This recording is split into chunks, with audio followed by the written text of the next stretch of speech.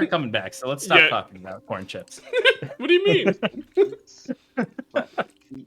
Welcome back, everybody, to Advantage in Paradise.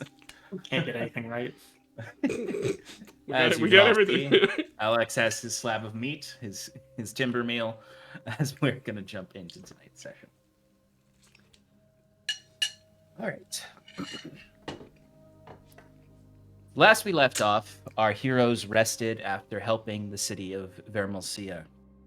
They worked with Governor Oriel Clay to plan a meeting with the Duke of Untduras, the head of the city and the entire province, to lay out all that they have learned of the Pallid King threat and to beseech him to end the terrible war to the north.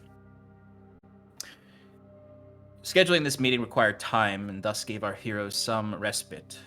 But despite this vacation, many of the Wayward Five got right to work. Sarathil, eager to rectify the sins of his people, offered his services to the refugees in the Septizar. Wiswick, discontent with the conditions of these refugees, offered his aid as well. Together with the aid of Wiswick's golem, they built shelters, fed the destitute, and began repairing this broken city.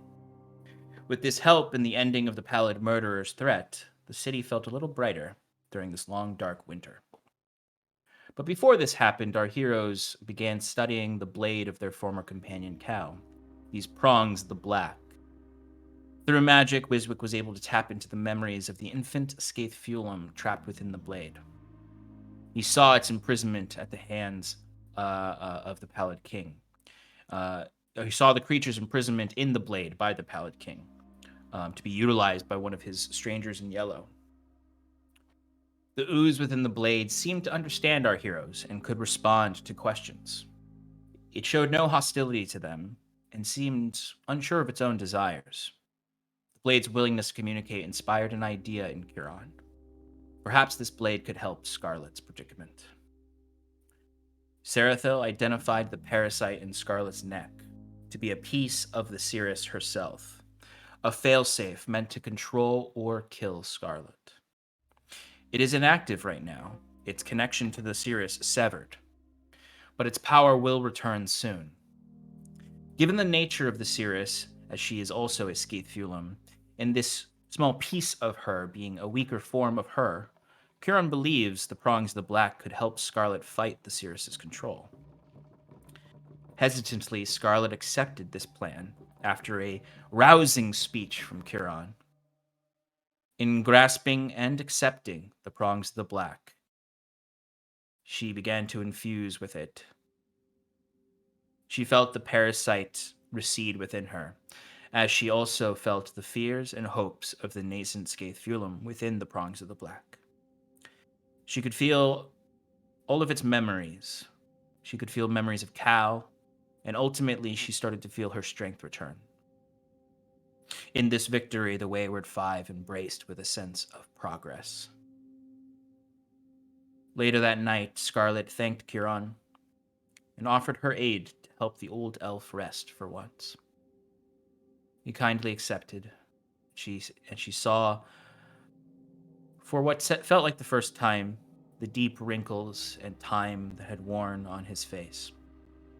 For once, the old elf slept and knew a temporary peace as Scarlet braided his hair. Later in the week, Scarlet asked Wiswick to scry on her brother to see what Thatcher was up to in the north. To their shock, Thatcher had made significant moves against the Crimson Court. Wiswick saw him in the heat of combat with the Crimson King himself, the leader of the court. Ultimately, he witnessed Thatcher kill not only the Crimson King, but much of the court as well. Scarlet questioned Wiswick on this, and he may have ratted out Timber, who may have been sending some subliminal messages, essentially, to Thatcher in his dreams. Scarlet confronted Timber about this dream spell, and demanded he stop messing with such a fragile mind as Thatcher's. But later that evening, Timber was visited in his own dream by Thatcher, who thanked him for the gift of this new spell, but also to call him a liar for Thatcher had sought out his sister at the Crimson Court and did not find her. Timber did reveal that she was alive now and back with her friends. This irritated Thatcher, but somehow by the end of this dream, Timber and Thatcher came to a tenuous truce, at least to not cast dream on one another. On the last day, the five discussed their plan with Governor Clay regarding the Duke. He warned them to come prepared, but that the Duke is a man tired of war, and that he can be persuaded to their cause if they present solutions. And this is where we left off. We've just finished dinner with Governor Clay. I believe the last recommendation came from Timber for you all to get really drunk, if I'm not mistaken. That was the last thing, one of the last things said. But yeah, Governor Clay has stepped away. You are alone in the dinner room. You have the evening to yourselves. What would you all like to do?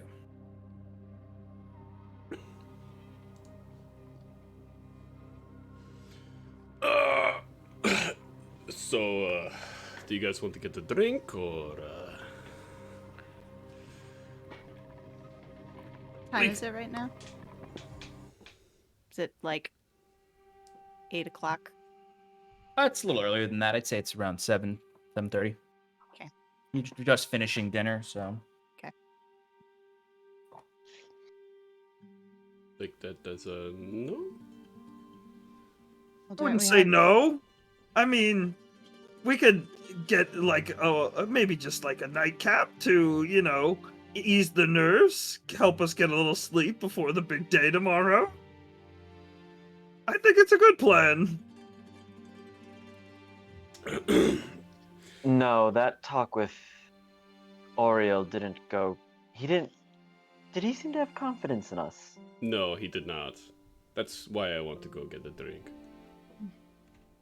Well, there are better ways to deal with Yeah, disappointment. we could, you know, work on our discussion and do the right thing, but we can also do the wrong thing. We could do both. Well, Scarlet, you are on to something. well, we need to discuss our plan, maybe a little more in depth. So, I guess if you are so inclined, of course, you may drink. I'll wait. Character growth.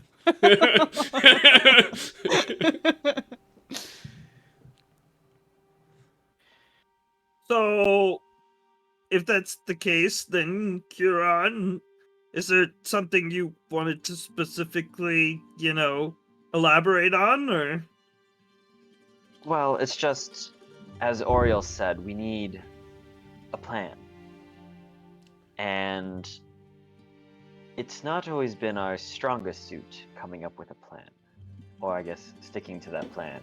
Well, I have one also. I always have a plan. Okay. But, you know, you guys just botched my plan A. We're not drinking right now, Timber. Okay. Sorry, Kieran,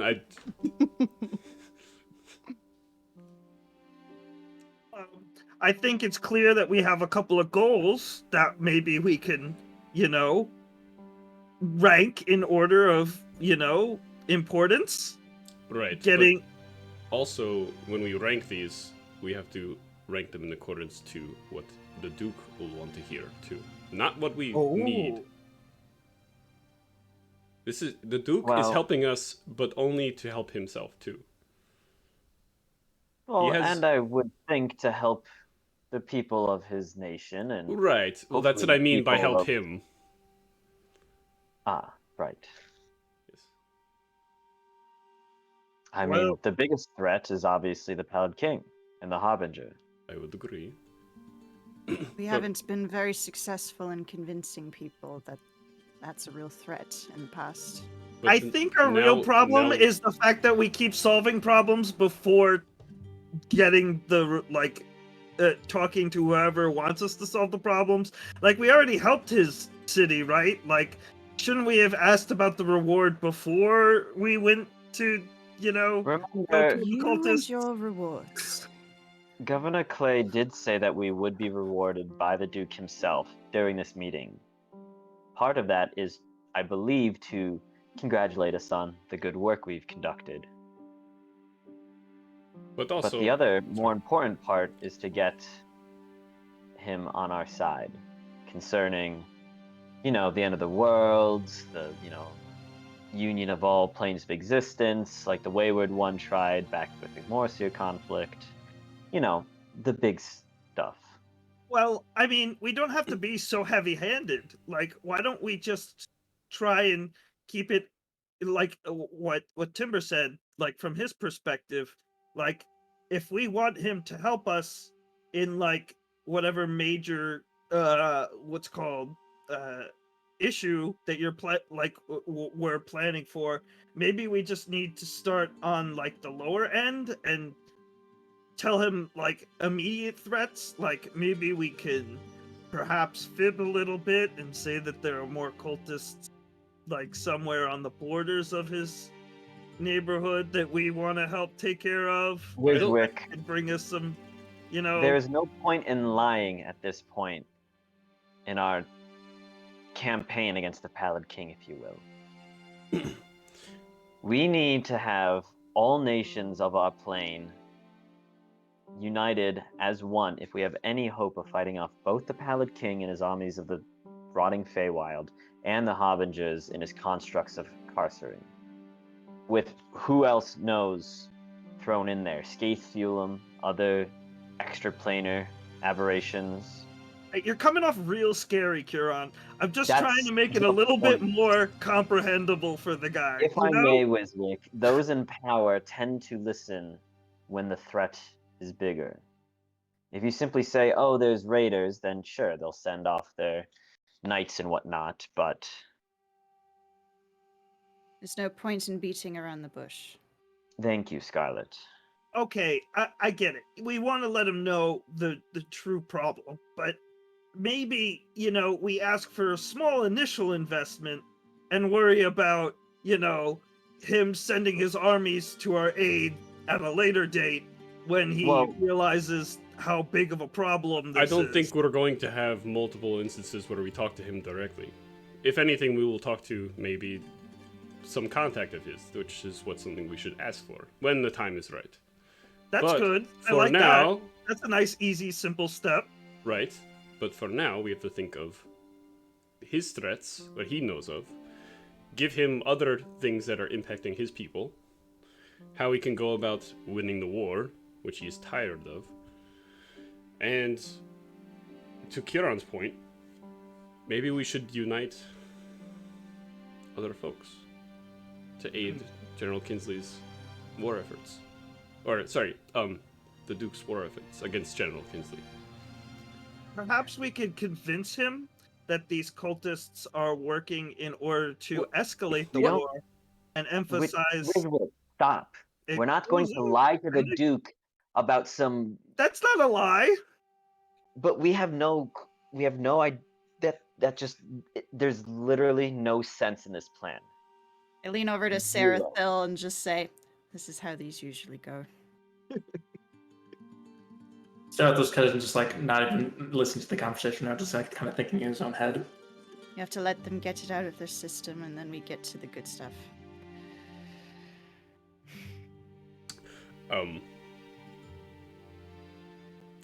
But we need to have a plan of action for the Duke. And to be honest, I don't know how the Duke can help us fighting the Pallid King exactly. I don't even know how we can fight him. Unless we march into the Feywild, and which even then I'm not totally sure how to get to. I assume one of the portals that we found in Terramran. What's our top priority right now? Probably to get to Elysia. If what I heard from Ilyuvania was correct, with the 3 shards of her shattered moon, well, I guess 4 technically, because I had 1 to start, but with the shards of her shattered moon, we will have the strength to take on the Pallid King. All right. Then what do we do about Kinsley? We let the Duke worry about that. We propose him to or try his best to cover for us while we take care And of. if he can't? Well, then we're on our own. But Well- are definitely not able to take on an entire. But this is still the problem. Pointing to Kiran, we have to get these nations to stop fighting one another. If we do take on the Pallid King, I don't know which is more of a threat. But if we go on one errand and allow this war to continue, then not only the Harbinger is going to get stronger. This war is being fed off of Carcery. So, how do we, on a bigger scale? That's what I've been trying to think about this whole time. I've seen it. It's crazy.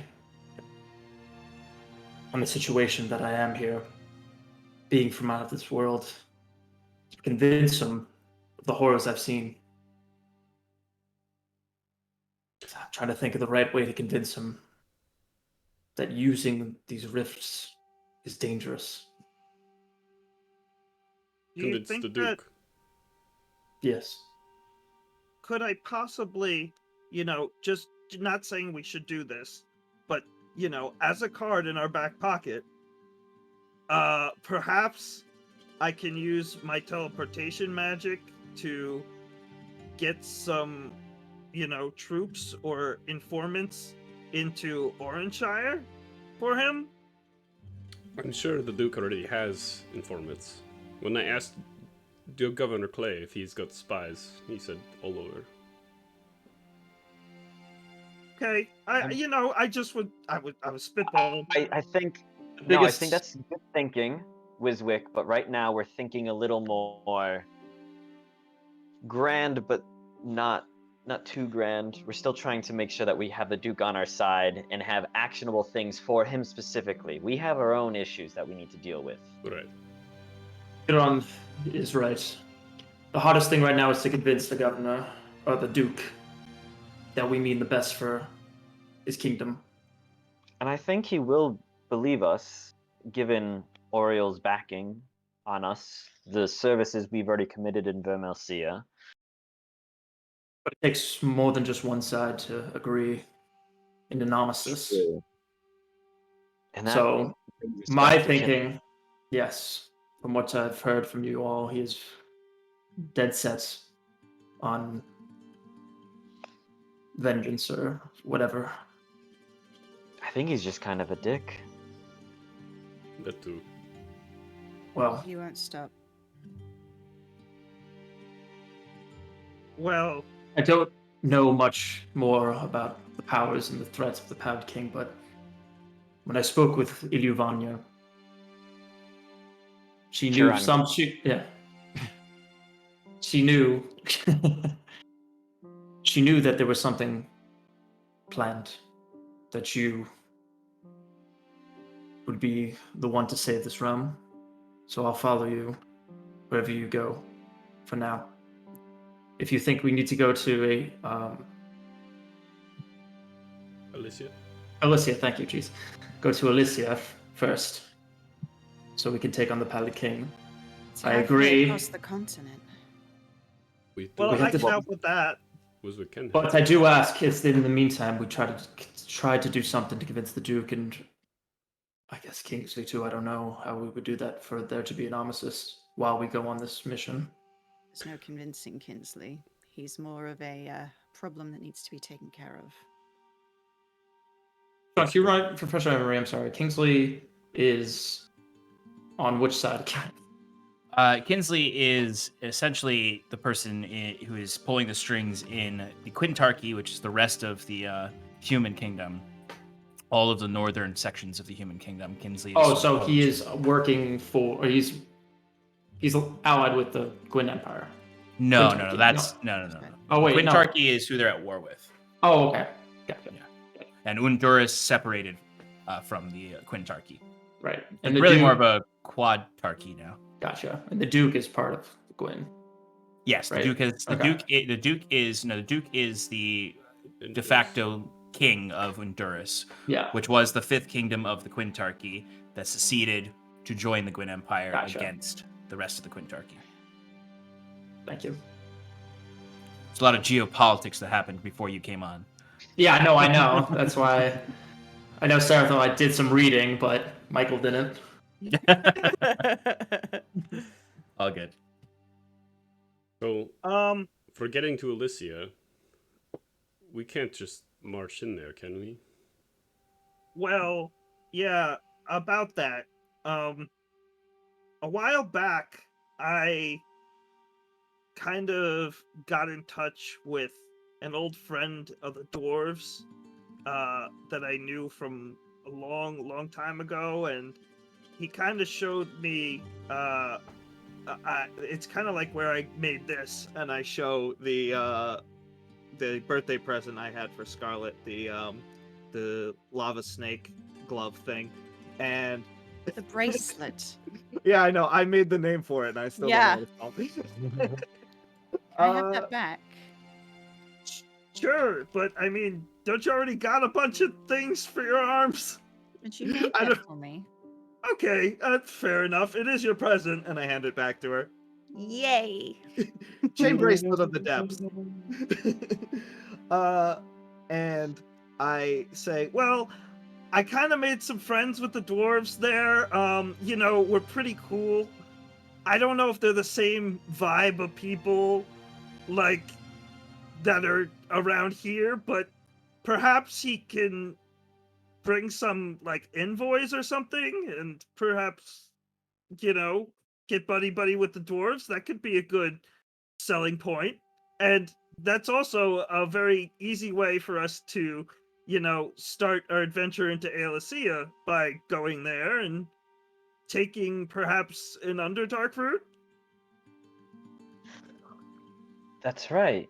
When I first met you, Iswick, you came from the Underdark, didn't you, in one of the ditch towns? Yeah, I mean, ditch towns are pretty commonplace. I mean, it's pretty hard to traverse the Underdark, but I've got a good sense of the area around Elysia. Alicia. Elysia, all these stupid surface names, I never remember them. It's okay, I can't pronounce very well in common either. So yeah, that could be good, right? That I is think the that's a very right good idea. I am pretty sure that I've been branded a heretic in Elysia, so Ooh. the what were the rangers called, Sean, that guard the Simbosi Peaks? Ooh, they're the Something with a V, I think. yes, is it the Luna Protectorate or is that the I that's think not the people Rangers. that- That's not the Yeah, Rangers. That's they're the ones other- that like protect inside. Yeah. Give me 2 seconds. Sure. Well, yeah, I Kieran was will- gonna say I have to furiously look through my notes too for like details on the dwarves. So that's a good start. the Rangers of the Peaks would probably not allow us in, and they are quite good at their job. I would know. One of my best friends is one of them. I wonder how he's doing. Anyways, Thought I was your best friend. Timber's a little heartbroken too, but he doesn't say anything. Kieran just kind of looks around like, what? Scarlet knows that she's Kieran's best friend.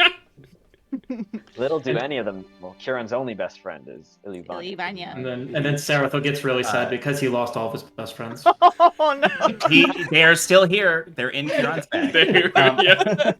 Yeah. Kieran, it's the Veiled Wardens and the Luna Protectorate are the two military yes. organizations. The Veil Wardens. For you folks at home. Yes, Well, so I that- think... Oh, I apologize. That is a good heading, if we were to do that, and then along the way we can try to convince folks to engage in the war effort. I don't know how successful we could be on that front if we were heading there. Directly. Well, the elves of Taramran, I think, have no love in their hearts for Oxland, correct? From what I've seen. Would anyone have more intimate knowledge of this? I'd say actually from your time, the very small amount of time where you were in Kinsley's service, and through conversations with Valen, I think you would know that technically the elves of Terramron, the Wood Elves of Terramron, have their own sort of truce with Oxland. That's essentially like it's sort of like if you recall all the way back when you guys were going into Terramon, they said we do not cut any further than this because of our agreements with Oxland. And that was a somewhat of a peace agreement. They're not exactly allies where they're bringing Wood Elves into their army, but they're hostile to each other. Okay. Well, we can use the argument that they blew up a whole lane sanctum in their forest. That is true. We can They blame it on them. They did breach that. And as I recall, there was... Clarify that for me. Oh, yeah, my wife exploded in the lay sanctum in Terramon run. Not to put too fine a point on it. Yeah, sorry. I already... Wait a minute. We forgot about that other lay sanctum. Right. Horizontal Kieran. line of priorities. Well, we're talking about actionable things for the Duke. If he's able to spare the resources, he can gather more intelligence and maybe stop the enemy from gaining more power. What was it, Kaze? Bodasha, right? She had told you about another lay sanctum in the peaks to the west. Right, the sky bluffs is what is it called? Is that right? Something like that. Yeah. Yes, remember these things from season 1? Yeah, that was pulled out of the. Yes, it was a thread that was potentially meant to be explored until Scarlet was captured. Right. There was a hole. There was tablets. There was everything. Sorry to hear about your wife, but what was the lay sanctum explosion? What was it used for? Who was using it? The humans.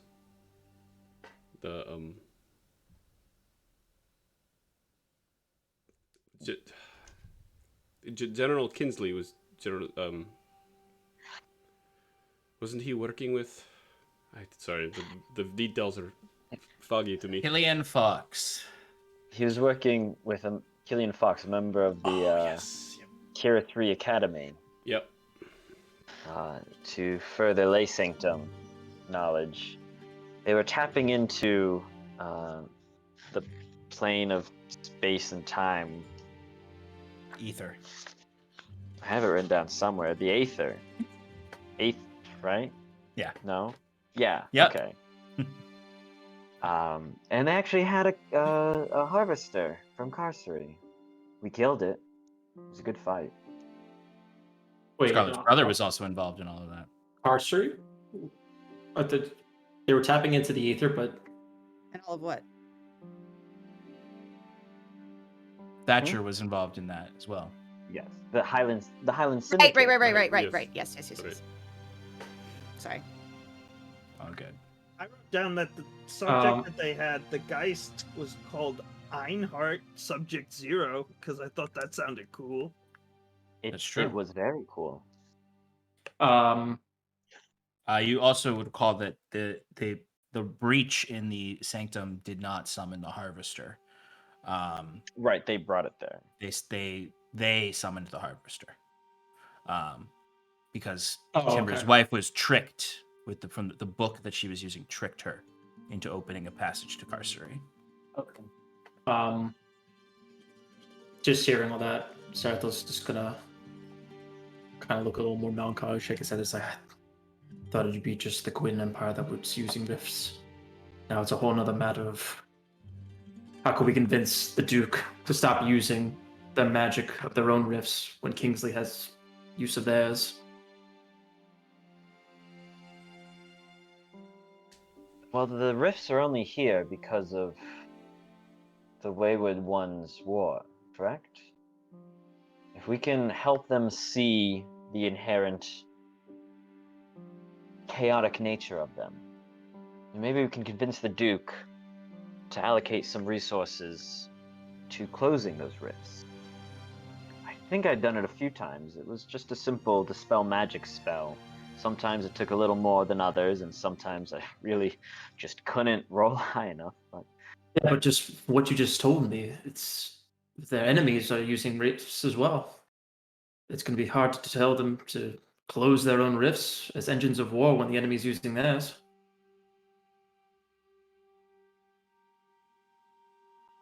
true. I guess that's why we have to really seek out this Amicist That's Which would brings be us the back. only thing. to Kinsley. Is there anybody? Is he the one? Who is the leader of the humans? Well, the leader of the Quintarchy is King Heinrich. A boy, as I recall. Barely wet behind the ears. Nope, I think he was like 16. Yeah, he's 16. However, it's said Imagine Wiswick being king. Chaos Chaos. I wouldn't take Kinsley's God. BS. Are you kidding me, Timber? I'm thought you kidding. said I'm he- talking about your age. You're alluding that he's a puppet king. Correct. Yes. Just because you guys don't like my ideas doesn't mean that they wouldn't work You sometimes. just came out with the good one. Well, True. Let's go with the dwarf thing. I think that's a good idea. Wait, No. let's go back to the Lay Sanctum conversation. So there's not much we could say. It's, the best we could do is just try to make them see the dangers of it. Or maybe the Duke will have more insight to extending some sort of temporal olive branch. Could we We somehow relate it to what happened in the Highlands? This is Saying that it's exactly- dangerous powers? Yeah. That's exactly what's going to happen. well, And I was trying to get my words together as to explain it. Because it is a dangerous thing. If they tap too far into it. Far. we could gather maybe have Governor Clay have witnesses of, or victims of, I should say, the quote-unquote outbreak. God damn Yeah, it. Sorry. I just hate it because of what I'm thinking of is Game of Thrones-esque. Later Game of Thrones-esque. Yeah, I know what you're thinking. Yeah. Well, there is that afflicted skeleton at the apothecary. The lion. He has one. Well, if we need further, If we needed any more proof, we could bring that. we'll keep that in our back pocket for now. Thank you. So what is the first thing when we go in there? What is the first thing we are saying to him? We should first lay out the threats of everyone. I think we should introduce ourselves. Oh, of probably- Okay, course. Kieran, Okay, you know what I meant. That was I mean, for my sake too, introductions probably would be best also. I'm sure not a lot of people would... It'd be hard to believe that 1,000 years old and I'm not from this era. The way we approach the conversation is lay out the threats and all the information available, what he knows and does not know, and then we come up with the proposal of what we would like to do and any more requests we wish to get from him to seek out and for him to do and for us to do and what we need, the resources we need for that. Wait, guys, does anybody know, like, what the like, you know, are we going to, like, a big, like, concert hall where we're gonna, like, talk to the king and he's gonna sit in a big tower or, like, a throne or something? Or are we just gonna be, like, sitting down having dinner or having a nice time? Like, is there a little bit of, like, should I eat beforehand? Well, we can have a drink if you want with beforehand. Oh, speaking of, I didn't sleep well last night. Looking at that, Scarlet. Your brother, What? jumped in my dream. He did what? What So, happened? you know how I can contact people via dream? Yes, Yeah. I'm very aware. And do you remember how your sword, Prongs of the Black, when we were fighting it, it was copying the abilities that we used on it, or the spells, and being able, if we targeted it, Thatcher now knows how to use the dream spell. So whatever we use, he told me whatever we've used on him, he now knows. Wait a minute, does that...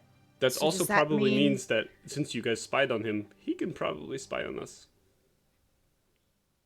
Does that mean he has Scathefulum within him? Well, remember, it wasn't the Scathefulum that did that. Oh, It that's was right. the There's- avatar of the that's Pallid right. King That's right. that was able to Yeah. absorb and then recast our magics against us. Yes, I remember now. Which still brings up the point. Thatcher has had his pallid mask this entire time. He said that he dominated it, He I beat believe. it. Beat it. Oh, by the way, Uh-huh. he, just to add to this list, he's murdered the head of the Crimson Court. Oh yes, he showed me that too. I know what he looks like too. He painted Wait, a whole picture. Cirrus? No, not the No. Sears. No. The king, William Mason, who was the figurehead. Sirius was the one who controlled everything, but he walked right in there and taunted him and slit his throat. All thanks to you, looking at Timber. So I don't know what he's doing now, what he's planning. Did he say anything to you, Timber? He's looking for you.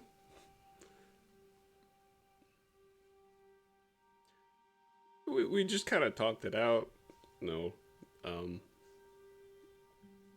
Did you Did you say tell anything? him Huh? where we are? What did you tell him? What did you tell him? Well, you know, we would be moving soon, so I told him where we are. Kaze. I really Why? want to- Why would you do that? Well, you know, we're always ahead of him. Did I not tell you that his mind is addled? It's fragile. It's not right. Corrupted by the Pallid King. That. So if he comes to us, then we can deal with him, right? Are we ready to deal with him? Uh, I don't want to deal with him right now. No time like the present. That was my thinking at the time. I don't know, I was sleeping. You my, know, my head was This foggy. might not be a bad idea when you think about it. I mean, we've got a king on our side here. Maybe we just have him come to us and like not worry about the end of the world and worry more about, you know, the people who are trying to go and kill us. Just saying. No? Okay. I get it. We Big- won't be Big dead. world-ending responsibility. I understand. All right. We can handle anything the world throws in our way. We just have to make sure we're prepared for it. Right. Having the Duke of Untduras on our side is preparation step number 1. After that, I think, depending on how our discussion with him goes, we'll head through the Underdark to Elysia. If it's more pressing to take on Kinsley, then we'll take on Kinsley there. But we can't wait around. As important and threatening as Thatcher is, Kieran says, directed at Scarlet. He's He's a bit of an enigma, isn't he? There's just not enough information we have on him. There might be a way to take care of both at the same time. Kinsley and Thatcher? Perhaps. I don't remember who I told. I think it was actually just Wiswick. But I have a standing deal with Kinsley.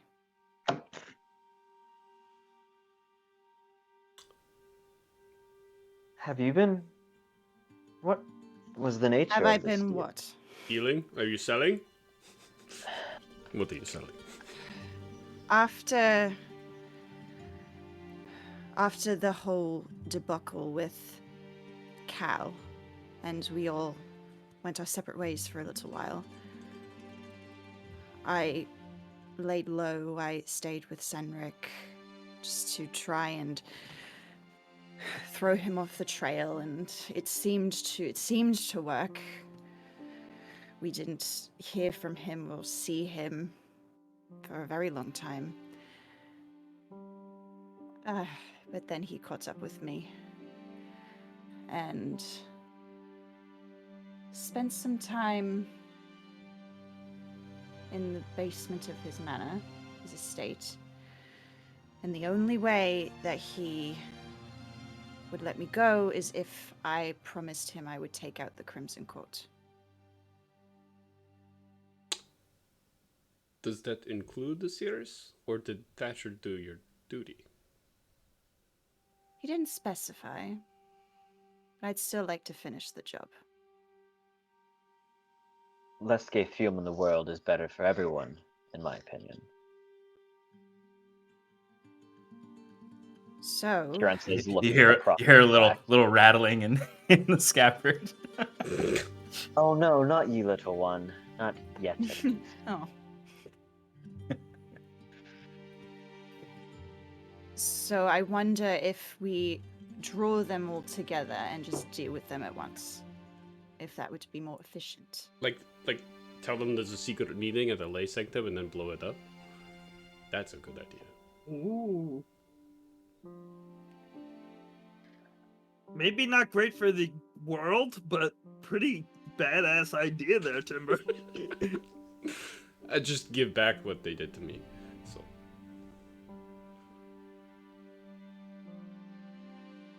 So I think we've run the course.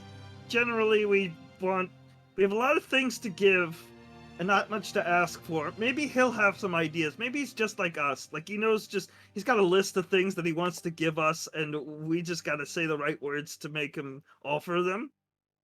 And you're not the ones that's going to say those words, Wiswick. We're going to.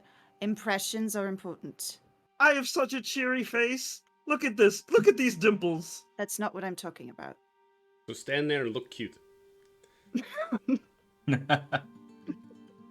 I could cast the magic to make myself more, convincing. Maybe you should just wait outside. You're already so glamorous. Just you're doing great. I feel that the Duke will have court magicians with him, and any kind of magic cast in his presence will be instantly counterspelled. Something you're very familiar with, Wiswick.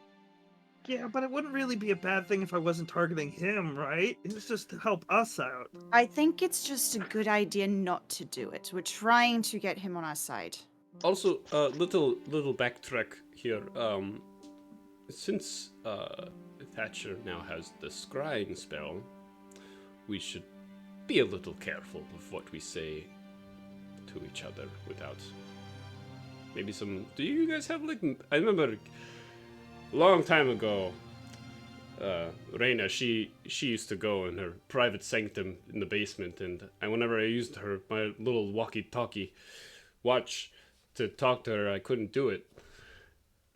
Do you guys have an area that it's just protection from divination spells, There's actually, that's one of my specialties. In fact, my people have innate magical dampening effects built in, and I wave my arm around, and you can see that in my skin there's this magical glitter that's been there since day one, and I say, I'm perfectly non-detectable by any divination means. But if I were to cast it on somebody else, it's kind of cost-consuming. It's expensive and it burns a lot of diamond dust. So, Well, it might maybe be not the worth most it. practical. Yeah, Well, I mean, it might be worth it since someone alerted him to our whereabouts and the fact that I'm not with the court anymore. Well, he knew that part. He was going to. Oh, you told him. Well, he knows where we are also because you scribed on him. So I couldn't lie to him any further. I mean, you could have just said you don't know where she is. But yeah, we would need a lot of money, but I could make us all non-detectable for about 24 hours. But she had a spell that, was like an area. It was like a really cool private sanctum. Keep going, Alex. I'm loving it. Anyway, 10 minutes later. So, when do we want to leave? Do we want to head out in a week? How much downtime do we need before we head out? I think the sooner Well, the like- better. I think we should first wait till we see what the Duke says, of course. But if we have a initial plan, that's always helpful. My initial plan Yes, got botched, and now I'm sitting here with you guys without a drink in my hand. Oh, you poor thing. How will you ever survive? I don't know, and Sassy Kieran. That's Kieran. Timber does give a wink at Kieran, though. Kieran goes, "Bleh."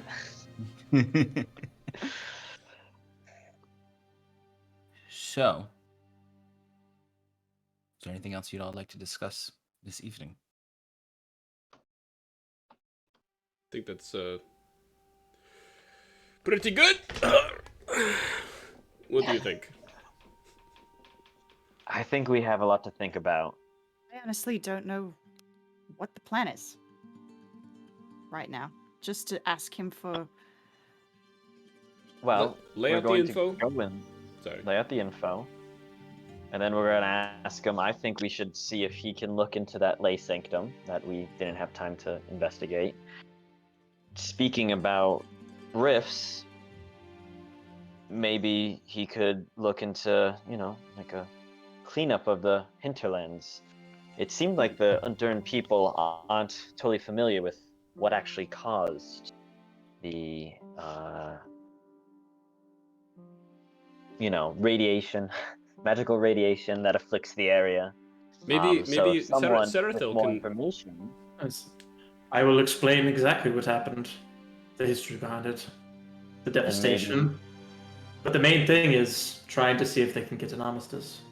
They won't have any luck cleaning that up while they're at war. Right. But we can still start to lay out plans for the hopeful armistice, or at least what resources Untduras in the Gwen can spare can be spent cleaning up some of these rifts that we found all over our plane. It seems like there is more and more with every passing day. Well, not really, because we didn't really have that, but I feel like there weren't that many rifts when I was a boy. Now there's just rifts left and right, I swear. Spring up. Oh, is that there's a one, there's the small one that's a little bit north of us that the mage opened up and stuff. We I think did. it's cut- We closed that one up. Oh, I thought it was just covered in rocks.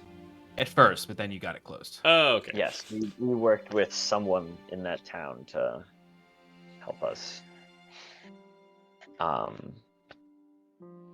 So the rifts, the Lay Sanctum, Chromantis Hinterlands, all extraplanar things. In terms of Thatcher and Kinsley, well, I feel the Duke will only be concerned with Kinsley. We should still mention the Pallid King. Of course. Of course. But Of course. like you said.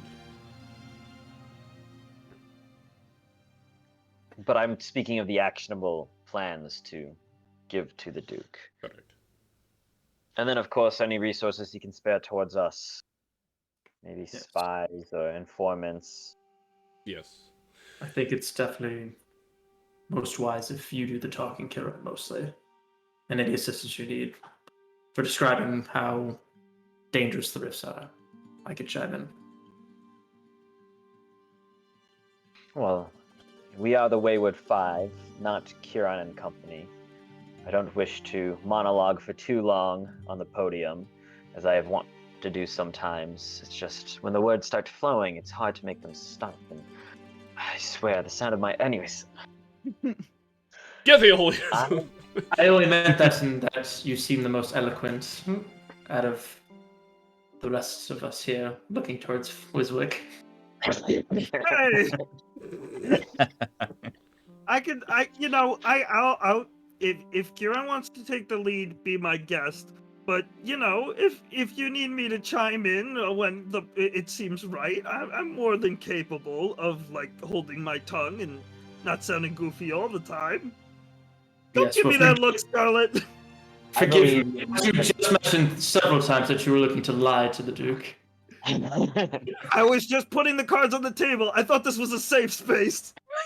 Maybe I can have no truth just to make sure no lying happens. Good idea. That would be interesting. Do we want to bring Ash with us just to be like, hey, look at our chain? No, So no. there's a chain god here too. Just so there No. wasn't enough information. Yeah, unless you want Ash thrown in a dungeon, I think we probably shouldn't bring him. He's already in a dungeon, isn't he? Storage room. One we can't get to. We can get to it. Oh, yes. No, I see. Yes, you're right. All Right, right. So, Yeah. I'll at least lay out the threat. If you all have your individual specialties in this thing going on. Scarlet, you've had the most interactions with Kinsley as of late. And Thatcher. And Thatcher, of course. The lay sanctums and the rifts, Sarathil, would be most wise to speak on those. In terms of resources and finding spies and informants, Kaze, I believe that's right up your sleeve. In Wiswick, that smile will win us all the golden kingdom. Hold on, everybody said the dwarf king was a good idea. No, sorry, you're What if right. I tell him about some ditch towns, maybe? Well, I don't know if that's specifically it, but on that note, talking about potentially finding some more allies in his fight against both the Oxlanders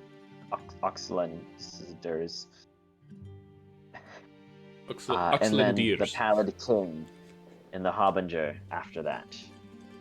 So just trying to open his idea up to different peoples, such as the dwarves or the Sniffneblin. And maybe the Elysian elves. We'll see what happens after our confrontation with the Undying Queen. Let's not get too. Let's ahead of not ourselves. count our dragons before they're hatched. You always need an initial Yes, plan. that was a little lame, I know. Ready for that drink now, Timber. Shall we go? Yes. Timber just gets up. Enough work. Which tavern are we going to? Well, I've had a lot of time to test out a bunch of taverns while everybody else was out doing important things. Wiswick's been, perusing the town a little bit, so I'm sure I can find a good all the one. work for him. So we gotta Anyway. whatever. Yeah. Sean, we need the details on those magic items too. Yeah, I'll get those. I'll get you those. Eventually. Don't worry. All right. So who goes out drinking? Scarlet. Sarathil, are you coming? No, thank you though. I will just try to prepare for tomorrow.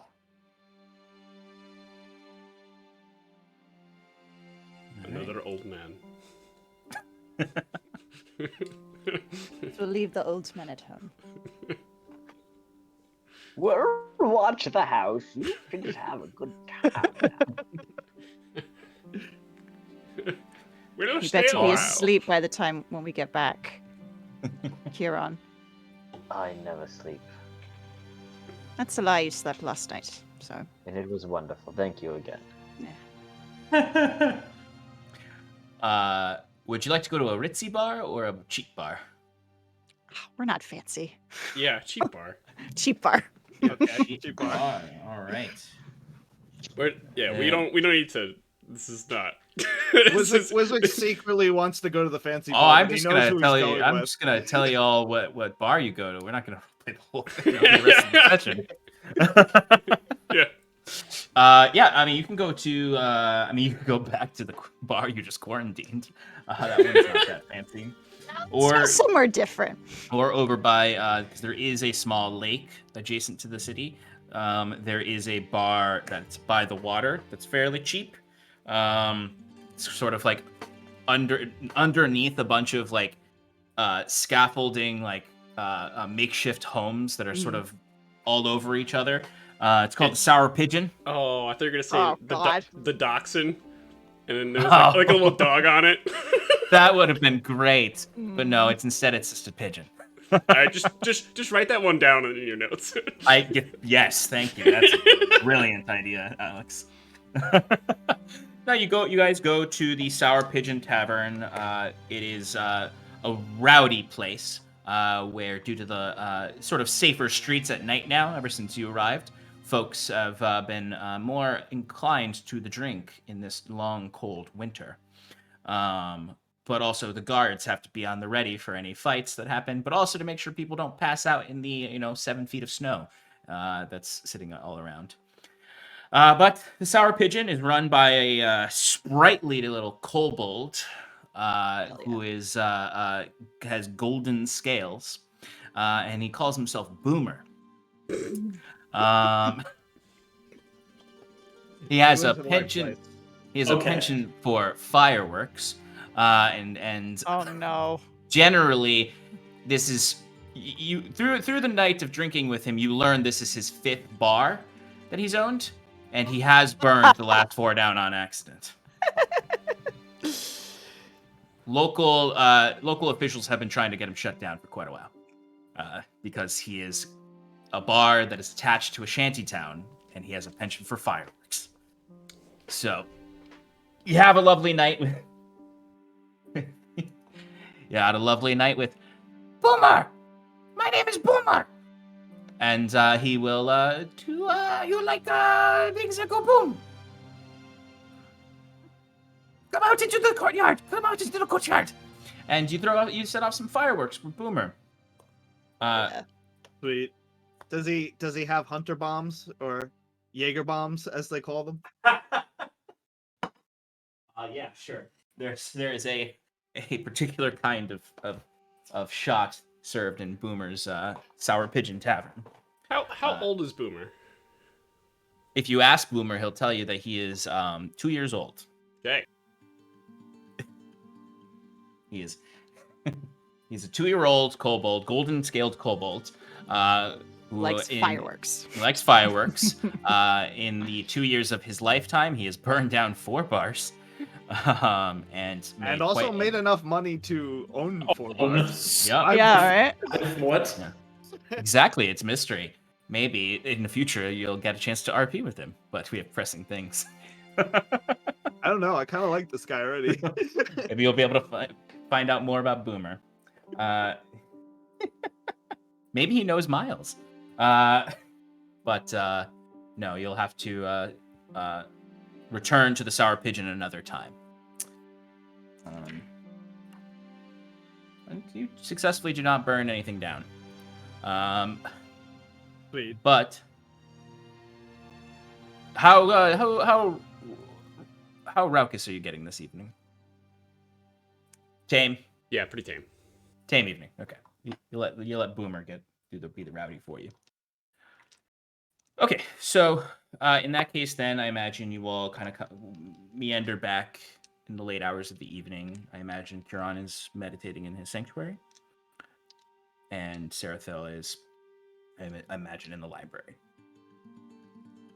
Yeah, well, actually, no, he'll be in his room. Okay, cool. I'm gonna go pass out. Okay. Scarlet passes out. Is there anything anyone would like to do before we end the evening?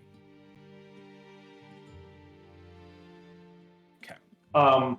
Nothing that we need to RP now, but just something that can go on later.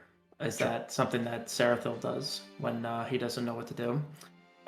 He retires back to his room alone because he will take out his gilded skull and cast Summon Undead to summon the spectral being of Hypatia and just kind of talk at it, knowing that it can't talk back, but just kind of like having somebody to listen to like what's troubling him, but trying to convince the Duke and everything that's going on. Absolutely. For those of you wandering the halls, might occasionally have heard whispers and talking from Sarathil's room. Lovely. Okay. So, you all find some respite this evening. The day comes quickly tomorrow as you awaken bright and early. Oriel has sent retainers to knock on your doors and awaken you all. When you awaken, you can hear there's a lot of commotion in the courtyard. And if you were to look out the window into the courtyard, you can see there are a whole new set of guards here now. As you can see, these you can clearly see the armor and uniforms of Gwyn soldiers and Gwyn elves. And you can see at least one of them is in the gilded armor of a battle mage. As they are like very quickly using magic to clean up this whole area. Like the snow's being pushed away, they're reinforcing things. There's a complete overhaul of this estate happening to turn it from a manse to a fortified headquarters, essentially. But Governor Clay would be in the kitchen once again to meet you. As you all gather there, say, now I do hope that you had enough time last night to formulate your plan of action for speaking with Lithonius. Like I said, lay out the threats to him and be actionable with your requests. Is there anything you would need from me at this point? I will join you in there, and I will speak when needed to. He may address me as your sponsor, but know that you can speak freely. Just Thank you. I think after our discussion with you, we reconvened and re-looked at everything and have much better preparation, but only if the Duke seems to not believe us would we ask for your help in, telling him what you saw, how cool we are. Well, I will certainly be there to add credence to your... It's a lofty thing what you need, and I have your backs with what you need. We appreciate that, Oriel. Sean, is there any, possible way I can disguise casting skill empowerment on Kiran as, promoting it, patting him on the back and saying, you got this, buddy, or something along those lines? How long does it last? 1 hour concentration. Oh, well, you could always just cast it before you get there. That's kind of the plan, yeah. Yeah, that's fine. I would be, doing it probably, now. Yeah. I don't see anything wrong with that. So, you have it on persuasion. So, Okay. Until the spell ends, creature doubles its proficiency bonus for the ability checks it makes with the chosen skill. Was this you Cool. cast, Wiswick? It's called Skill Empowerment. It's a 5th level transmutation spell, and it basically just gives you expertise on one skill for an hour. But you gotta touch somebody first. You see Governor Clay. You see he kind of is rubbing his temple, and he takes out a little pocket watch and opens it, and you hear the clicking of it, and he closes it. Well, the Duke expects us. It's noon. You have some time this morning. I'll be settling some things in the estate. If you wish to speak with me at all, or I'll be here, but you have the morning. Prepare anything extra that you need.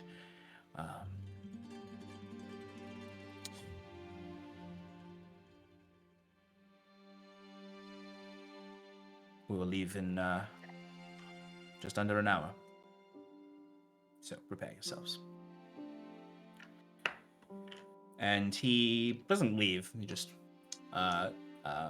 says this, and then you can see kind of haphazardly he starts looking at scrolls and has like half-eaten food there and a cup of coffee, and he just looks like really stressed out dad. But before we proceed to any kind of spell prep or anything like that, before we continue to the Duke, I think we're going to take our break now. So folks, we're going to take a quick 5-minute break. We'll be back very shortly, so stick around for us to hop into some more roleplay. We'll see you soon.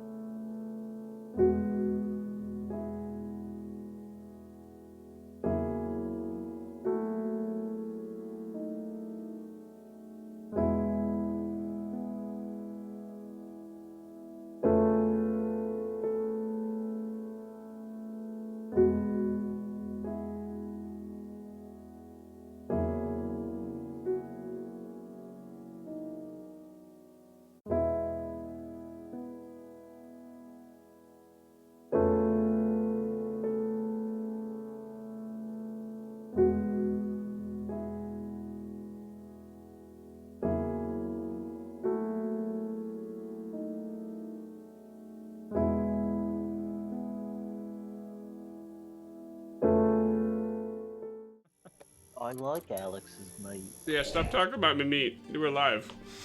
Not only is it chewy, but it's also salty. Welcome back, folks, to Vantage in Paradise. Okay, folks. Now let's meet a king. A duke. Oh my god. It is a bit confusing because he does operate like a king. It's not the song I wanted. I was vibing though. I was It is a vibing good that one. too. It was a good one. You, Don't you worry, I'll just use it later. change the entire culture of I know, right now. We all wake up the next morning and like the entirety culture has been changed. Like The all town's races are different. Yeah. Yeah. So you are just about to leave for the Duke's keep. Is there any last minute things that you want to do in Oriel's estate before heading over? Spells or anything like that? We don't need magic where we're going. Just the power of friendship. Yeah, I'm just gonna do what I said before with the skill and power. And then you say that and you immediately get a magical buff. Ooh. Okay. All right. So Oriel would meet you outside once you're prepared, and yeah, he would have essentially a carriage ready for you to ride up to the keep. As you're riding through the streets, you notice, like, before the carriage, like in front of the carriage, you have two of these Gwyn soldiers in front of it, walking in front of it, that are essentially clearing the snow in front of it to allow it to move through the streets with magic. They're essentially using like a controlled burning hands to melt the snow away. As the carriage, you kind of move closer to the main street that you would recall is next to the major canal that you all arrived in Vermalcia through. So you can kind of see these, those old repurposed ruins all over the place. You see the massive Flora amphitheater that is at the center of the canal, looking somewhat ancient and dead right now, with the cold snow clinging to it, the frozen massive icicles clinging to the side. But in the distance, you can see high up on the higher peaks of the root of the mountain that the city is built on, you can see the very well fortified fortress of the Duke of Untduras. You ascend the causeway that sort of slowly wraps around a cliffside, leading up to the gates that welcome you into an outer courtyard and stable area, where you can see the Flora Guard, which are these Enduran soldiers that you may have actually at some point heard about them from Cal. These are the victors of the great contest that Cal lost. Ooh, I know the name of the guy that beat Cal. Hold on. Is he would there? he would be. Yes. So would actually Cal's older brother would be amongst these ranks. But you can see they have tabards that display the auric sigil of Untduras, as well as these colorful cloaks that hang off of their backs.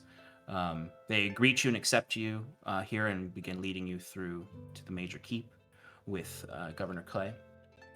The keep, inside of the Star Fortress walls of the keep, you would find a manor inside.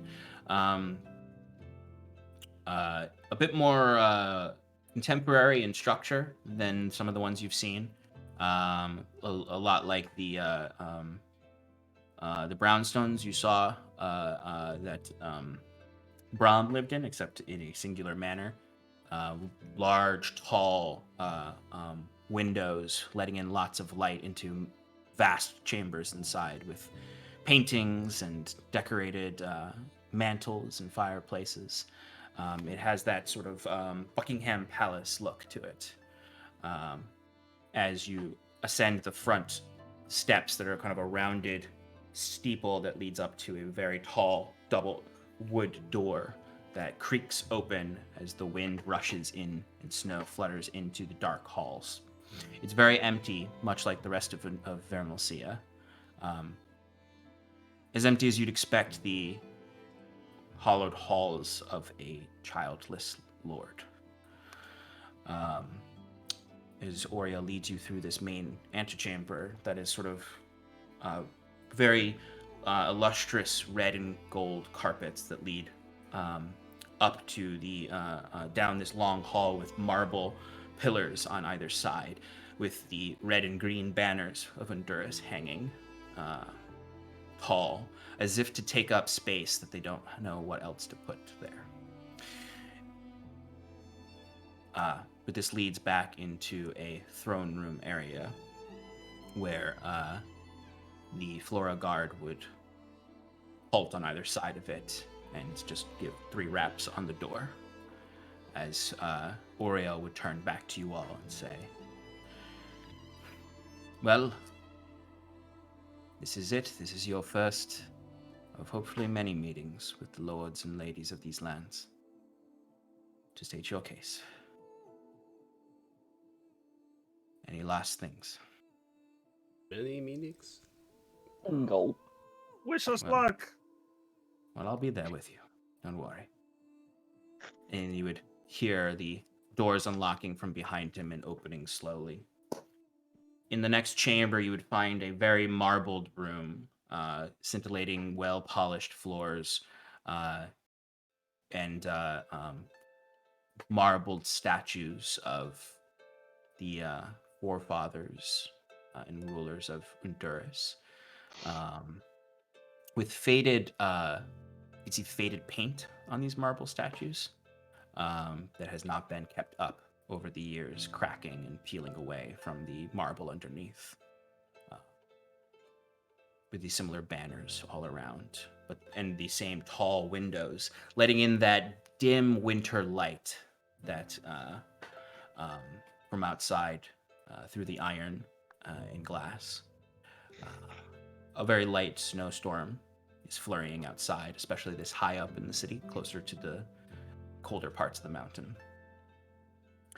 Across the room, you can see sitting in a high throne with ascending steps is a man who is dressed quite simply. He's in a long, very plain brown tunic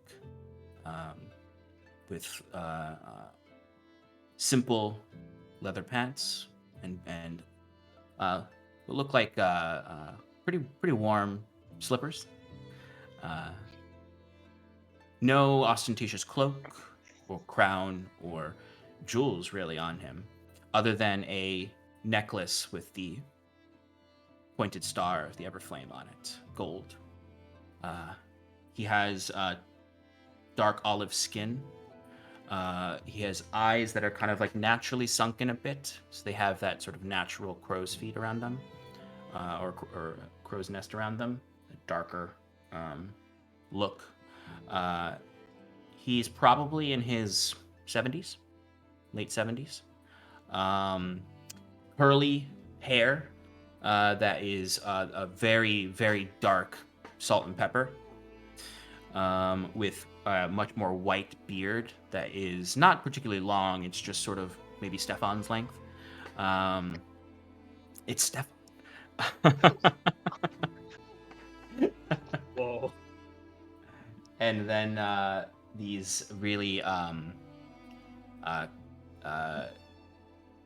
really bright and saturated green eyes.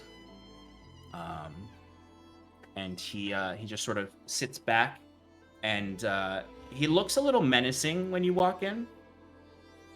And Oriel kind of steps in front of you all, and then kind of like looks back a bit worried to you all, as he kind of approaches and does this very formal kneeling before him. He reminds you a bit of Cal in this moment.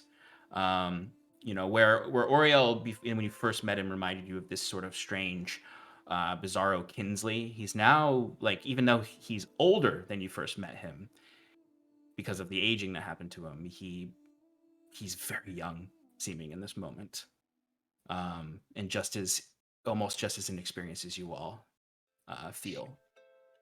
And he just does this kneel and honorific.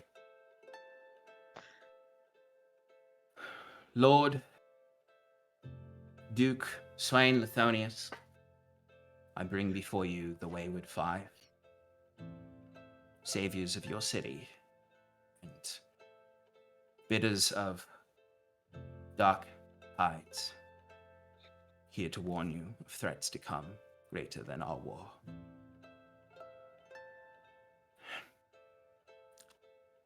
It has been a long time since we've spoken. I'm sorry to have brought dark clouds, but that is the world we live in, it seems. And you see he just sort of, the Duke kind of seems to not glare, but he's just sort of staring Oriel down and eyeing him up and down. And you see he takes a cup from the little table next to his throne. He stands up and he starts to slowly step down. And you can see now that he's standing up. He is a very tall man, even with his old age and the way his back. You'd expect him to be bent a little bit, like Kiran even shows with his age. But this man stands strong for his age and steps down. He's probably, 6'2", 6'3". He's not super muscular though. He's definitely had his share of wine in his retirement and does show it. But as he gets closer to Governor Clay, you see there's this moment where he kind of is like about 2 feet from him, and he sort of kneels down, and Oriel has been kind of like not looking him in the eyes this entire time. And he kneels down and sort of just lifts his chin, and then you just see this smirk crack across his face, and a slow laugh croak out that sounds like the laugh of a man who's smoked a pack of cigarettes every day of his life. As he just looks down at Oriel and says,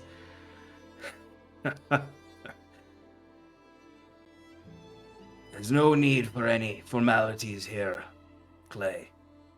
Stand. Introduce your friends. Who are you?" And Governor Clay kind of like nervously gets up and just sort of looks to each of you and says, "I think the Wayward Five can introduce themselves." And you see. Hello. Hi, guys. My name's Wizwick, Bilgru, Farlight, Yellen, Chetri, Petri, Bedrock, Master of Magics, Snurf Neblin of the Underdark, and all-around badass. Here are my friends. And I point towards Kiran. Kiran just, like, with a smile across his face, just sighs and shakes his head and does a deep kind of bow to the Duke and go, "Duke Lithonius, it's a pleasure and a privilege to be meeting with you. I am Kiran Isilistania, cleric of the Cloister of Shepherds, sworn to Iluvania."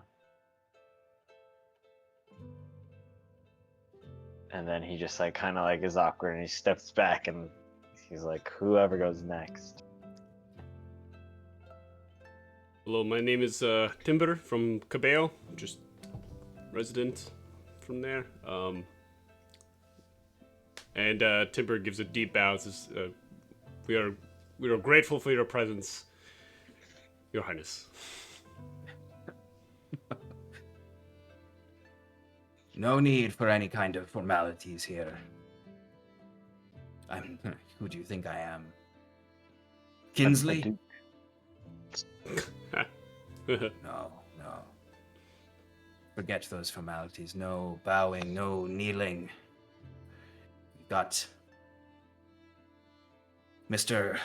10 Names. We've got a man of the gods. We've got a citizen. And you two. I sent you a message. I don't know if you saw it.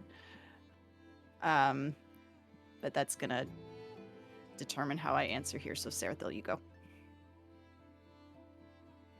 I am Sarathil of the old Gwyn Empire. Wizard, scholar, and seeker of eternal life.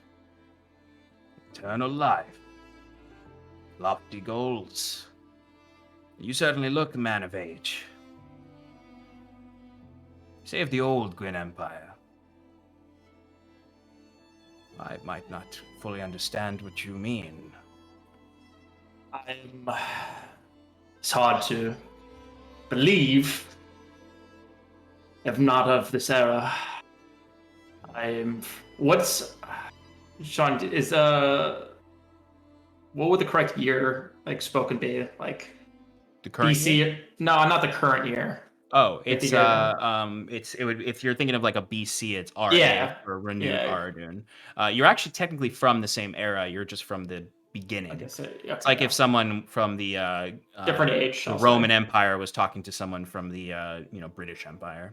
Yes. What year would that be? Currently, it's 1296. You are from roughly, I would say, To 3rd century. In the 200s is when you would have gone under the ice, so to speak. Gotcha. RA, you said? Yeah, RA. Actually, I think I specifically gave you a date. Yeah, sorry. Oh, good. I got it. How old are you? I could just say the 3rd century. Yeah, go ahead.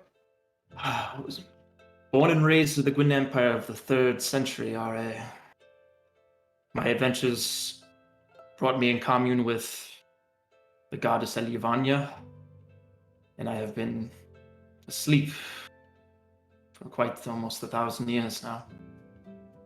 And I find myself awakened to a world that's just as war-torn and in peril as before. I thought I was old. Well, I've seen stranger things in my near 8 decades. I guess it's nothing to your 10 centuries, but welcome, Sarathil of the old Grim Empire. I'm sure Oriel has talked your ear off a bit about the Empire, but and you see Oriel kind of he looks away at this because he realizes he doesn't really talk to you at all. No. A little. He seems like Oriel is very sheepish in front of this man, and very reserved. And you, Madame, who are you? I'm Rowan Dumaine. I'm from Sindermeyer in Oxland. Ah. Well, welcome. I'm glad to see that you have left your lieges in the north to join us here in the more civilized land. All over the place you're from. All shades of life. You were not wrong, Clay, about their idiosyncrasies, let's say. Well, come. And you see he gestures to a table that's off to the side that has plenty of seating for everyone. Governor Clay here has told me of your services to the city, what you've accomplished in only a few days. It's remarkable. The city thanks you, especially in these times of great need. But we can talk more about that after I have heard a proposal from you, I've heard, or at least some warnings, if I'm not mistaken. So if we're all seated at the table, Kieran will kind of lean out to look down at everyone else and go. Then he goes, "Yes, well, we've come to tell you of a grave threat to you, your city, your kingdom, our entire continent, as well as the planes of existence themselves." Kieran at this stands up and then starts pacing as he's talking, and he goes, "You're familiar with the Morsir conflict, correct, Duke?"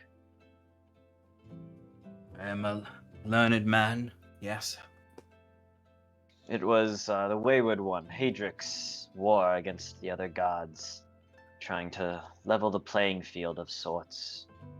Though there was much more nefarious goings-on behind the scenes involving Sarathil aberrations and all manner of dark evils. Anyways, the machinations he put into effect thousands of years ago are still going on today.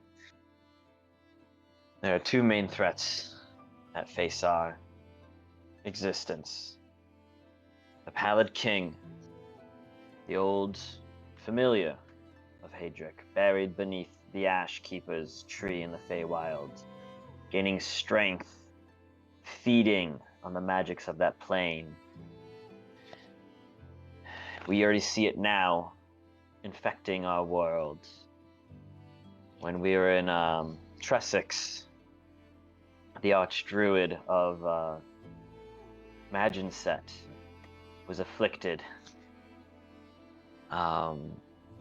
There are those in Sverwald who have felt his touch as well.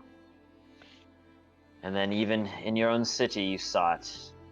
The murders that happened within your streets were committed by a man with a relic, an artifact of the Pallid One.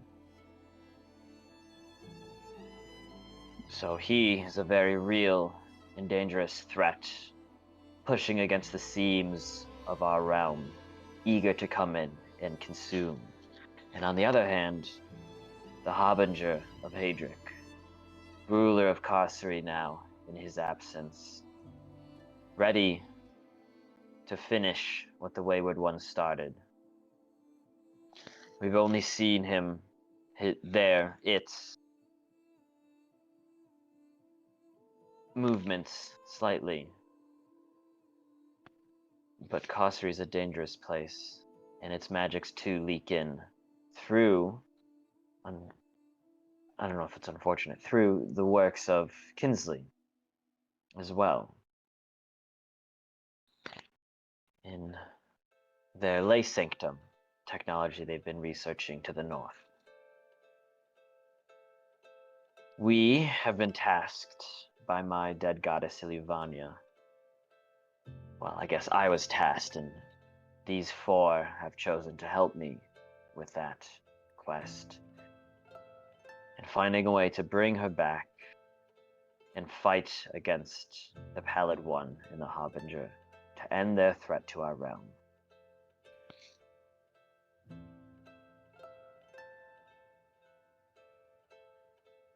Your god has told you this.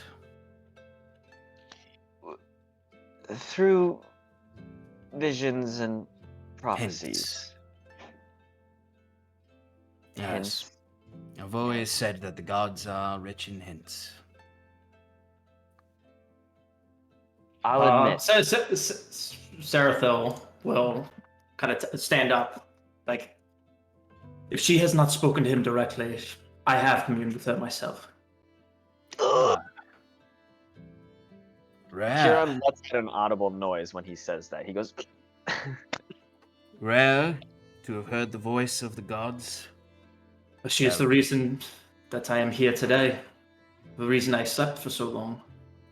The rifts well, that... What? yeah, no, Kieran interrupts him and goes, well, if it's any consolation, I spoke with Zendariel herself, the didact of both the Hells and Elysium, so... And then he, like, realizes what he just did, and he's like, oh, that was kind of rude. That's said. The rifts that he mentioned are real threats. After the Morser conflict, they were scattered around and branched throughout this entire continent. When the Gwyn Empire first formed, at the time that I was from, we tapped into these rifts, throwing Lay Sanctum on top of rift after rift, until it became so consumed by the greed of power that it can bestow. We waged war, similar to the war that you see today. But then catastrophe happened. What you know is today is the Chromatus hinterlands, plagued area affected by magic and ruin, is a result of us, of the Gwyn Empire of my time. It was a lay sanctum that grew too large, too powerful, and too far beyond our control. The results were devastating. I sought out with a companion to see if we can remedy the world, the ilk that it had on the world. That journey led me to a shrine of Ilyuvanya, where she knew of the impending danger. She had some sort of foresight, because in exchange for the knowledge and clearly the undying ability that was bestowed upon me, she wanted me to be here today, to be with this group.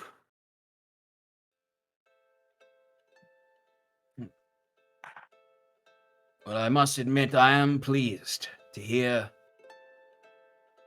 this reasoning from you, Sarathil of the old Gwyn Empire. You must understand, in contemporary society, if a Gwyn elf is talking of old empire, it means they're usually dangerous, pushing for exactly what you are fighting against.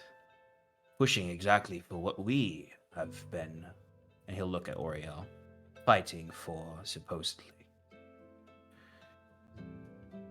Kinsley's work with Lay Sanctum technology is irresponsible and is likely history repeating itself, looking back to Sarathil. We had heard of the explosion in the north, and the spies of the Empire saw the other sanctum in the northeast. They were sparks for this war. Besides the kidnapping of a son of Untduras, your friend Caliph, there were many reasons to join the Gwyn in this war.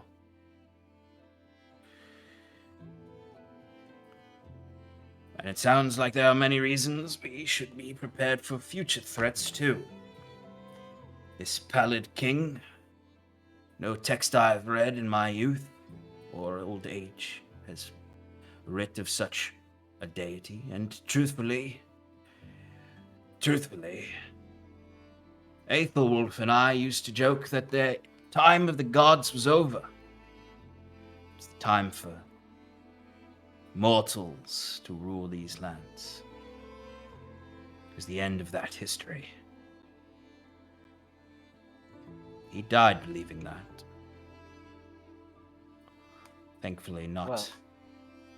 Thankfully he did not live long enough to see what had become of his sons.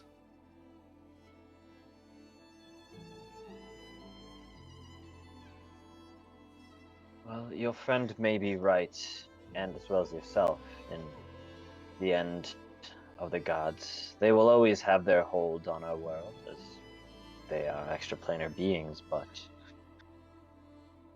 the longer I journey, the more I meet. And at this, Kieran kind of looks to Oriel for calling the conversation they had many moons last time they were in Vermelsia. The gods are not always beholden to us, and neither are we beholden to them. They get strength from us as we get strength from them. To understand the relationship as such, I think, will do us more good in times to come. Less of the any Kieran gestures with his hand in the direction of the ostentatious church in whatever district it is. And you There's less see, of- go ahead. Sorry. While you're saying this, you see him fiddling with the star of the Everflame on his necklace, and he parrots what he said before. Rich in hints, poor in truths and honesty.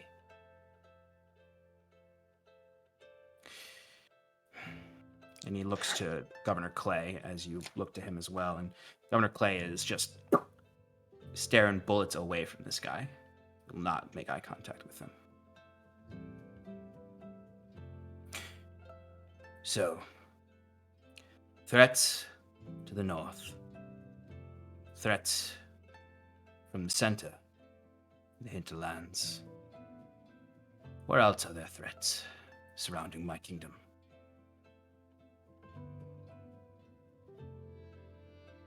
Well, did you hear about the planar threats that come from just about anywhere, really?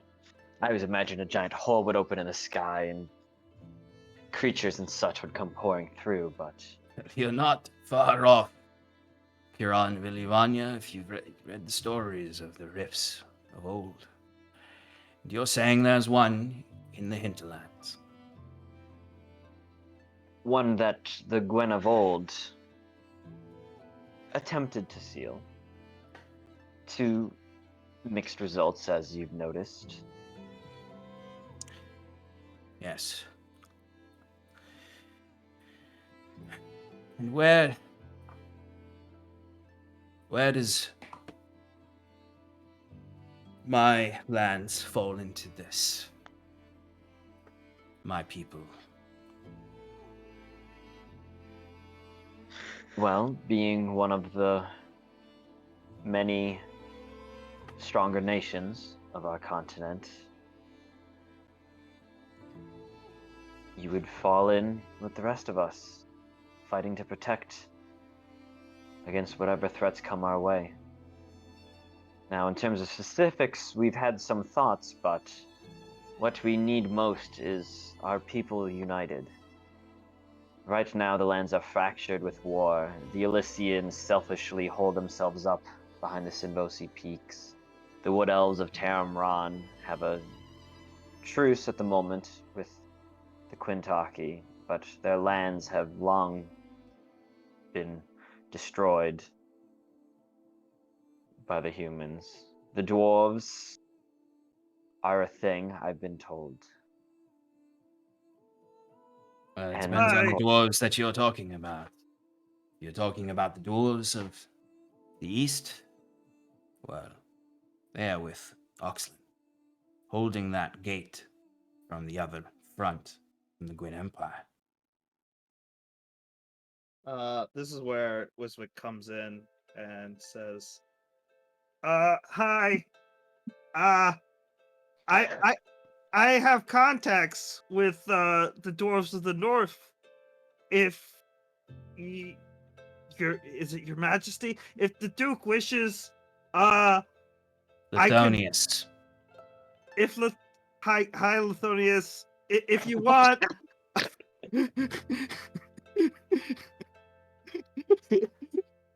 If you want, I could totally, introduce you. Maybe bring. We were planning to go that way anyway, so maybe bring a few envoys and try and make some friends. They're cool people, and they might be able to help you with you know, all these oncoming threats if you like making friends. What was your name again, lad? It's Wiswick Bilgrew, Farlight Yellen, Gentry Pedry Netherrock. Pleased to meet you. A pleasure, Wiswick.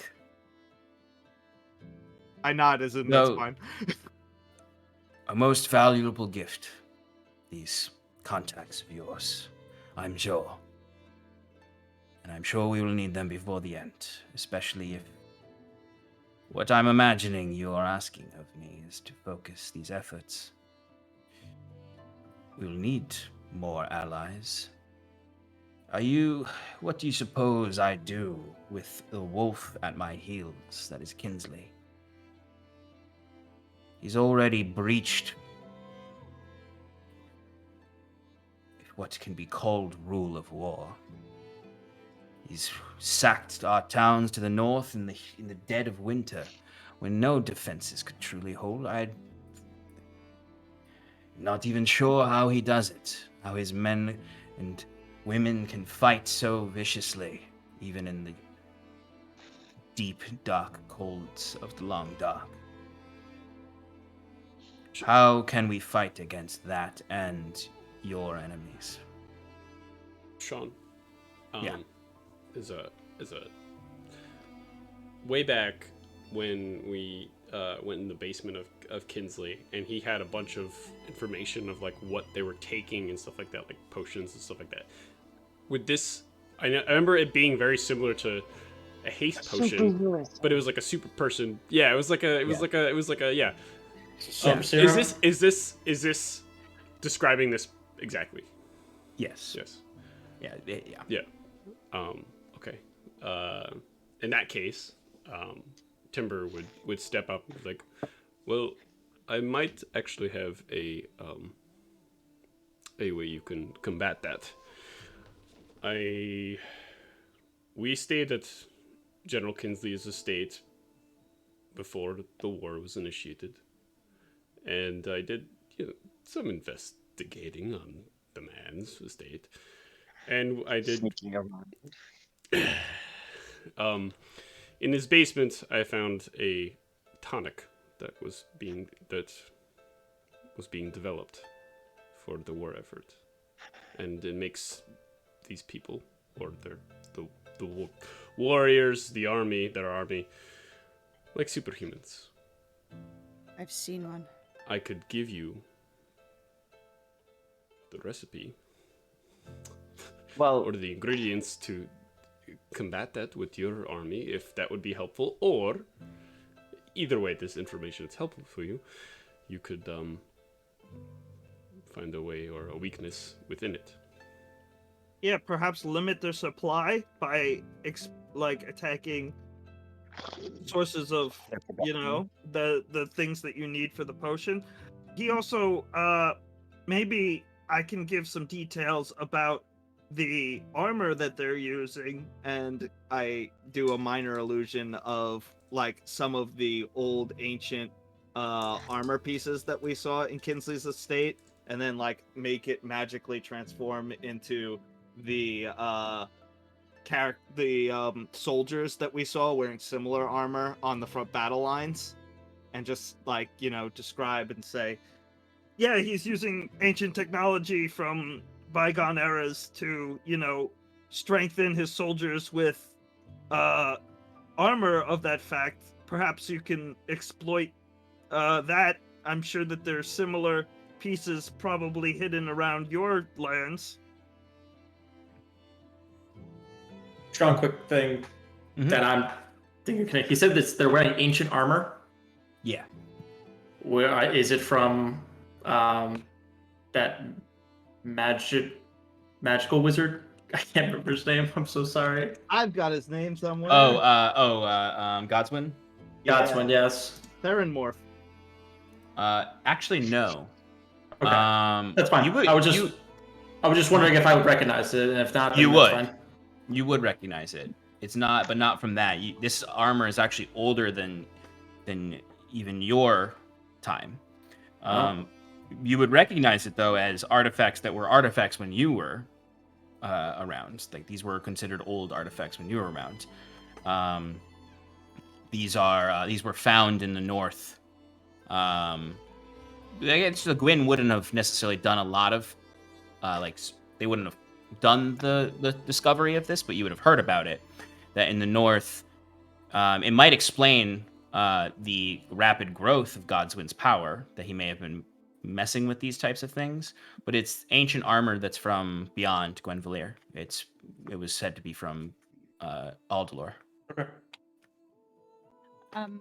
Sean, do I remember the name of the that person?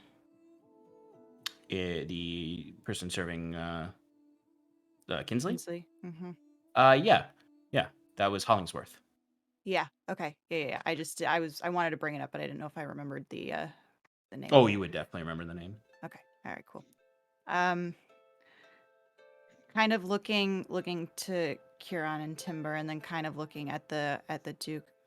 Does the name Edmund Hollingsworth mean anything to you?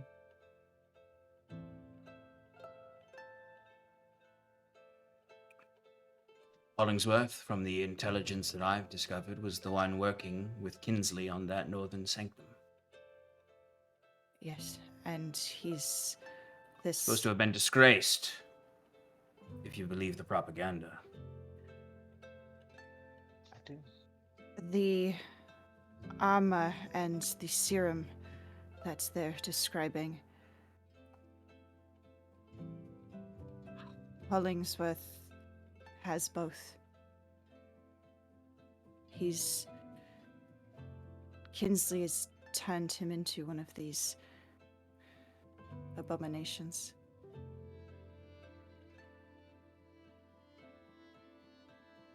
This is all valuable information. Valuable information, too. If I was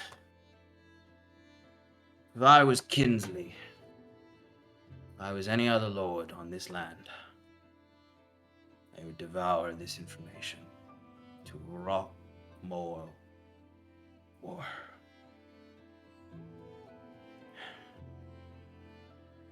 And he looks over to Clay and kind of is talking to him. But as an old man, no son or daughter, I have no interest in conquest, defeating my foes,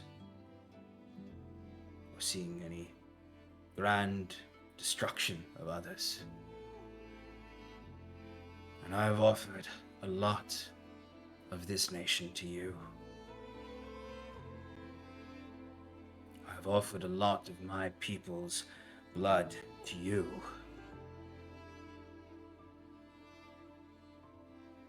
The least you can do is look at me.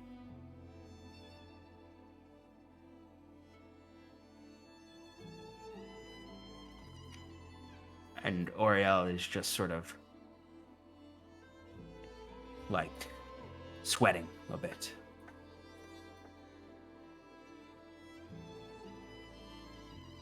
And he kind of like looks to you all now, slightly like you can tell he's embarrassed. And now you've come with these 5, asking for more. It's always more.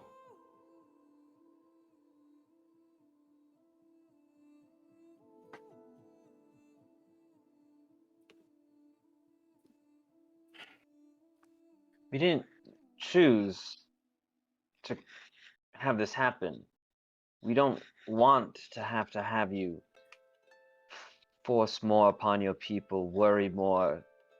By Vivania, if none of this would have ever happened, if I had just stayed back in Elysia, tended to my grove, and just lived the simple life of an acolyte, I would have been much happier. But we don't have a choice, Duke Lithonius. We don't come asking, we don't come demanding, we simply come telling you. The world may very well end within our lifetime. Destruction is at our door. Whether we want to or not, we have to face it. There are those that will hide, those that will seek to use this time to gain what they can. But it's us, few good, that need to stand up and say no. That need to rally and give what we can, because that's what we do. We give to protect so that others may go on living. Give me a persuasion roll. Don't forget you have expertise. That's beautiful. Yes. That's beautiful, man. Thank you. You hear from across the table, Sarathil and Timber whispering that. Wiswick mumbling under his breath, "Ungrateful bastard!" That was almost a natural 20, but it was a 14 plus 9, or a 13 plus 10 is 23. Okay.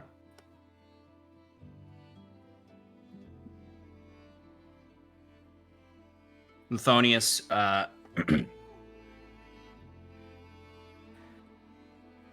he kind of like looked quickly to you from his stare at Oriel. And the face he was making as he was saying these things to Oriel was not like vindictive or anything like that. It was almost more like a stern parent talking to a child. I'll be honest, I didn't really catch what you said at the end there. I just heard the tone of voice. Yeah. And assumed that he was scolding, so.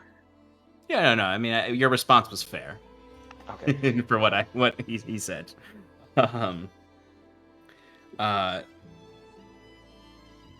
He would look quickly over to you, and he would have probably like a similar a look on his face of like almost like he forgot you all were there for a second as he was talking to Oriel. And he says to you, Kieran,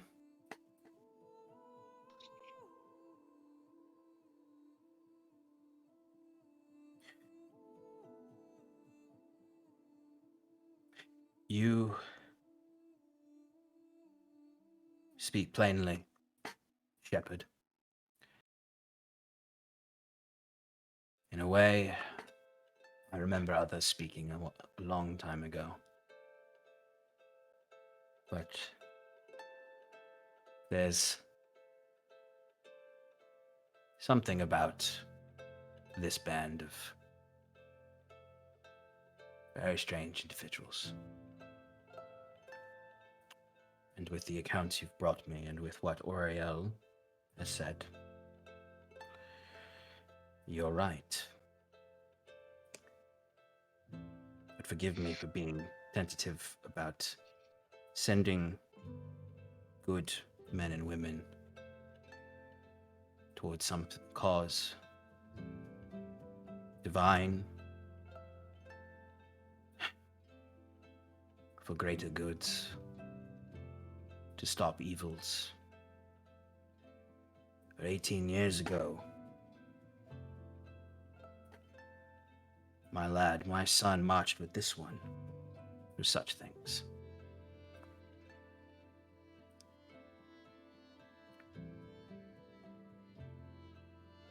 You're not wrong. Forgive an old man for being hesitant to accept such fates and prophecies and speculations.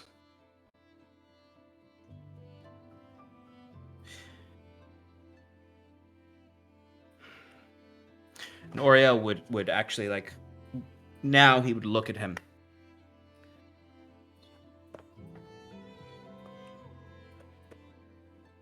We didn't know. Didn't know that what we marched for, or what I marched for, or what I commanded for was wealth and power and land. I believed in it. These prophecies. And at the time, I was a foolish boy. So is your son. But I believe these individuals. I've seen it. I've seen these things they talk about. and it is worth fighting for. Kinsley must be dealt with in some way. We will deal with him. But peace is what we need. To allow these heroes to pursue these ends, and to protect our people. Whatever's in the Chromatis hinterlands is coming. Whatever creature they fought in the basements of Brahm's estate is coming. For Kinsley and us.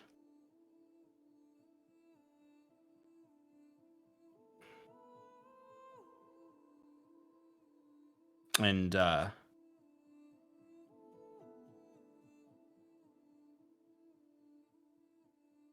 Duke will look at Oriel and say,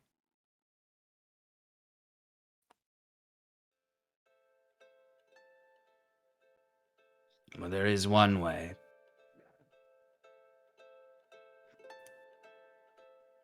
To take that power away from Kinsley.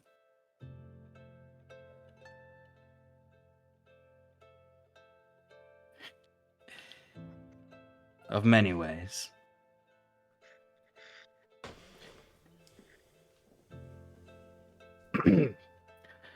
My son is never coming back. And that's true. And when I die, this throne will be scraped over by all the Viscounts of this land. So, if in my lifetime I can see that this world is better before I go, I'll do what I can. But you know what you can do, Clay. You know what you can do. You know how you can end this. There's enough hiding, Robert. You see Governor Clay looks away quickly.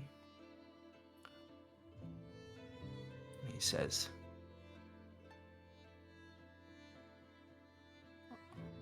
I left that name on the beaches of the Bright Shores. You know that.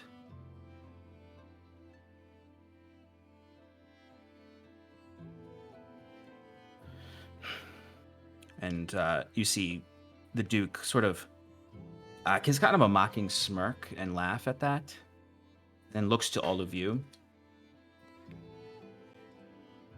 What is your plan? If I somehow can give you safe passage through lands, protect Untduras at the same time, and keep Kinsley at bay, what do you do? Well, my goddess spoke of these, and Kiran brings his staff forward and taps it against the ground, and it breaks apart into the small stone he originally had and the two shards that he's gathered so far.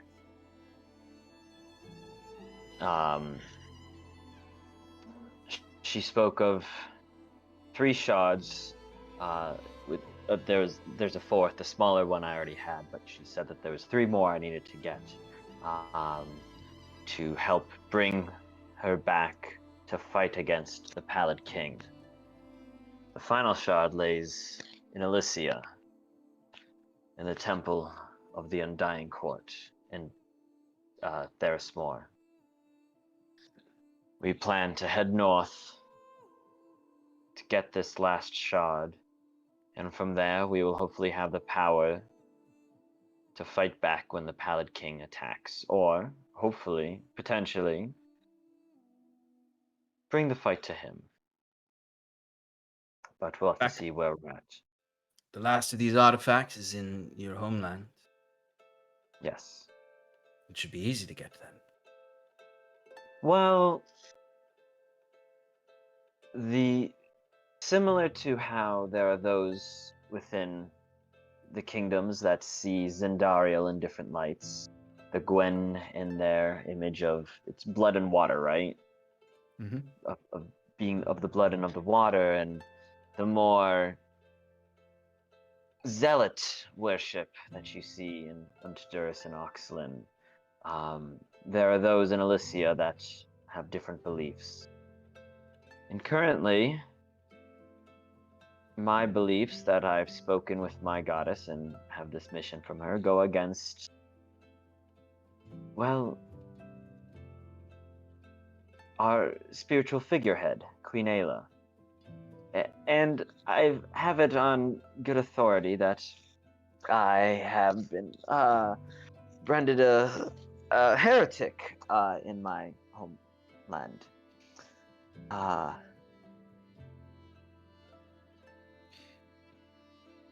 Now, I assure you, I've spoken with Queen Ayla, and we understand each other to a degree. No, it's I. She did say she would send her best against me. Apparently, losing the title of chosen by Ilivania did not taste well to her. But we have a bit of a secret path, if I may.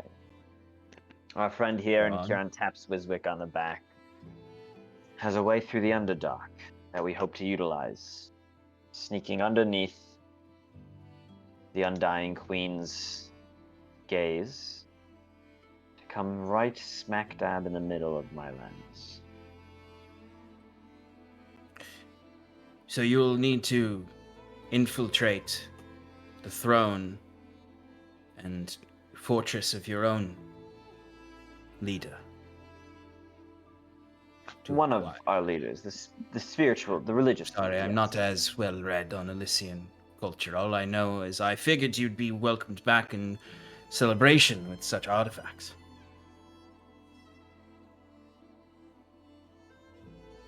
One would wish.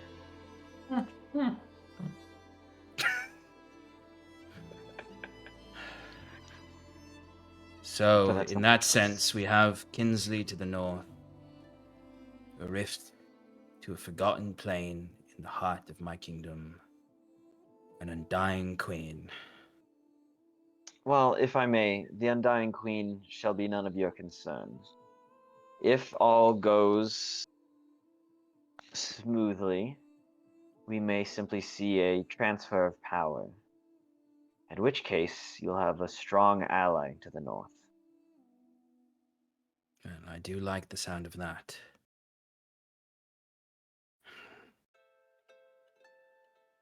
Do you We'd believe the also- Elysians would aid outside of their peaks, given the right leader? I believe that my people will do what is right for the world.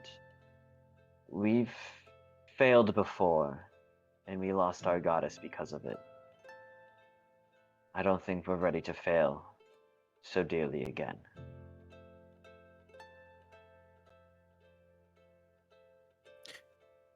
Is there anything that you can do about Kinsley?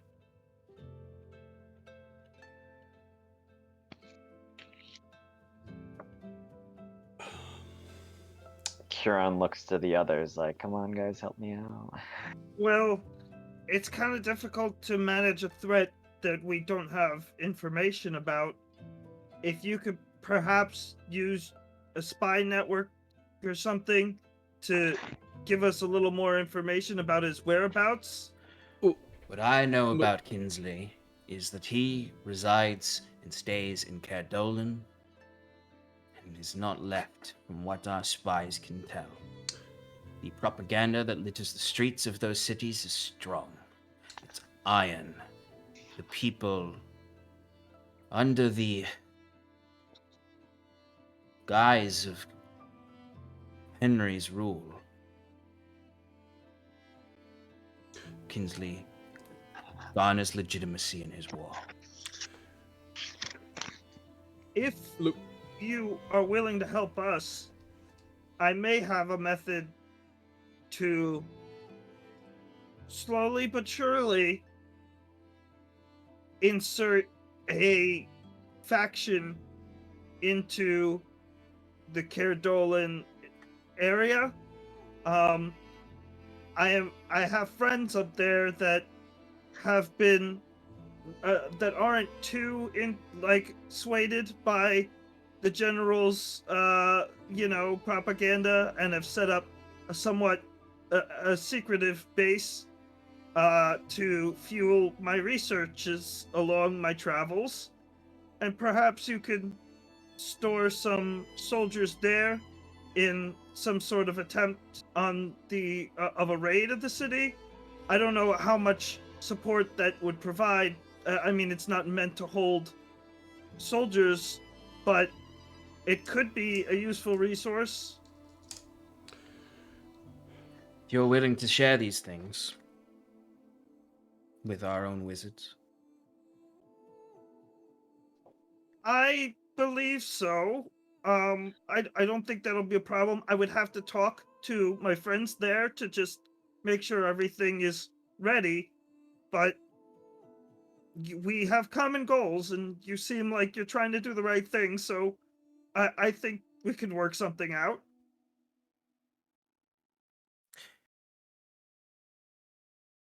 What I seek is an end to this conflict with the least amount of blood.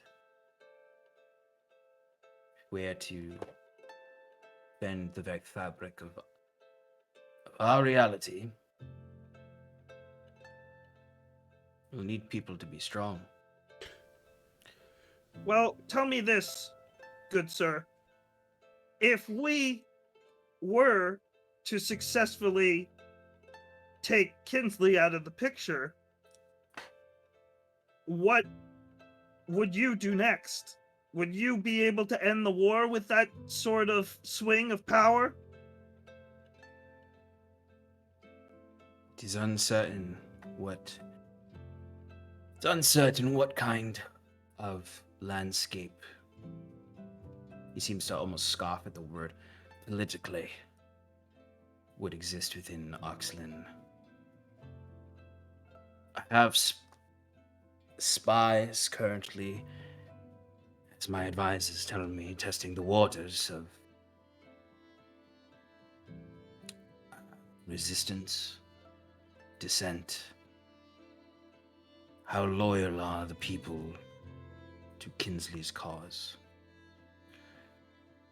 Henry, I wish no harm on the boy, for the sake of friendships with his father, King Aethelwulf. But he looks over to Clay. Given the return of certain people, I think a different story can be told in Oxlin. Are you trying to say you want to kidnap King Henry? Never. No. No. Are you by chance? And Kieran looks to Kaze, speaking of the Valerian. The Valarians? If not, you can ignore this. I just forgot the name until you started talking about that. The Valarians are valuable people. They hold a lot of secrets of Oxlin. Well, No, though they would be valuable in spreading dissent in the city. If of course they've recovered from Aethelwulf taking all their lands. He was a wise man, but I always said it was a mistake to take away the powers of that family. Huron, I the mention of the Valarians, I kind of just wide eye and just kind of nudge you a little bit and just sideways glance. well, we had just heard of them in passing and thought that there might be some significance to them, so we have our own minor agents, but still very capable, looking into it.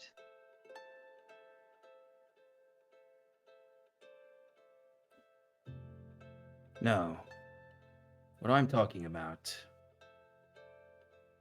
is a return of someone else. You see Oriel kind of holds a hand up to him. He's like, Thonius is out of the question. My loyalties are within the Gwyn Empire now. Oh. I take it that he hasn't told you. No. And Kieran's just looking directly at Oriel. No, he did not. 1,000-yard stares in all directions besides anyone's eyes. He's just looking at Wiswick. But 18. Good. But simply by this, I think I'm putting it all together now. 18 years ago, my son marched south with one Prince Robert of Aemon. A man said to have been lost at sea in his hot pursuit of the Gwyn soldiers that he so ferociously fought for the Everflame and country and grandeur, right? And Governor Clay is like,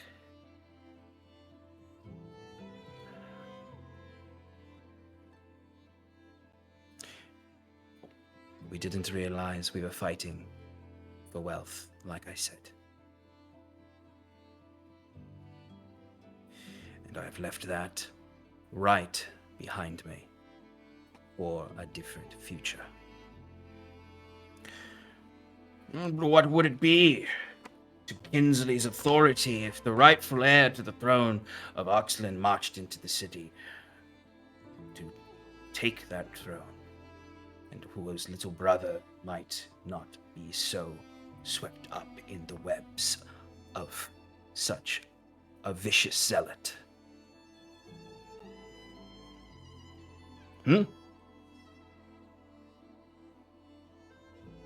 Would my son have not died in vain on those beaches burning in the Gwyn fires?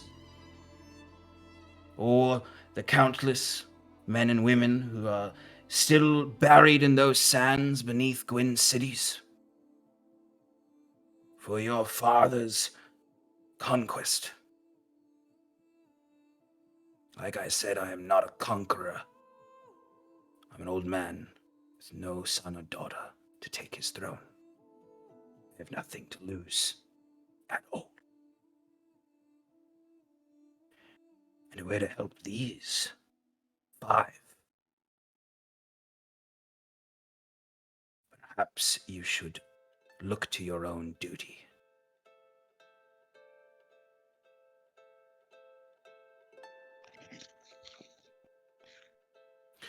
And Clay is overwhelmed at this point, and despite like the age that has come from his time with you, like he looks like a kid right now. Wiswick kind of wants to stand up and look at what's going on and say, You know, Oriel might not be the man you remembered or what you want him to be, but he still turned out pretty great. I mean, he saved a few of our lives in the past, and ever since I've known him, he's been understanding of us and considerate and always looking out for, you know, the well-being of his people. I think you've got to give him a little bit more credit. I mean, maybe he's not the type of man you want him to be, but perhaps that's okay. Maybe what he is can be something better. I mean, he's definitely holds his own in a fight, that's for sure. To Wiswick's point, Governor Clay, on many occasions, has proven his values to Untduras. Now, sending him in there is a suicide mission. Apologies, Lithonius, but I don't believe that would work very well if we just sent him in there and said, oh, praise him. Kinsley needs to be stopped another way. Now, what that other way is, I cannot say. We are not a group of assassins.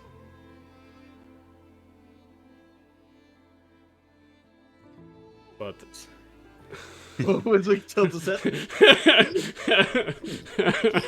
Literally, 2 members of the party are from assassin organizations.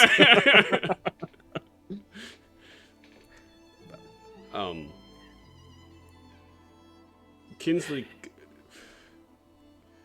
to what Kieran was saying before, the Pallid King has artifacts that are spread around, that have influenced individuals all across the continent. And Kinsley currently has one. He may be currently being influenced by the Pallid King. So, in turn, for us, or us putting efforts towards removing the Pallid King, that might wean Kinsley's power, per se. We don't know if this is direct or this is actually true. Just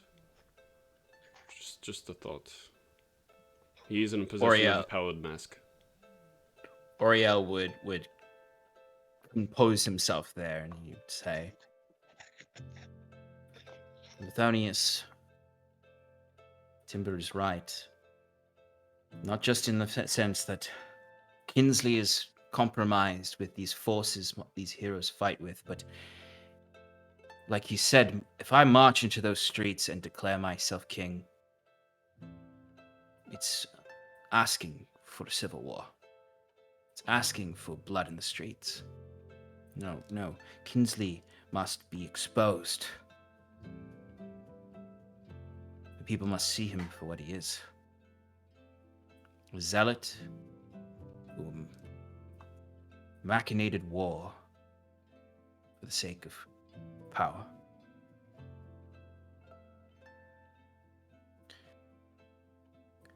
I don't know how we're going to do that. I don't know if these heroes will be involved in that. But right now, it seems their journey is somewhere else. What you can do and what I can do and what we can convince the Empire to do is put in the work to try and end this conflict. Garner these heroes allies. Like I said, I have marched for terrible, dreadful causes and slaughtered needlessly. And perhaps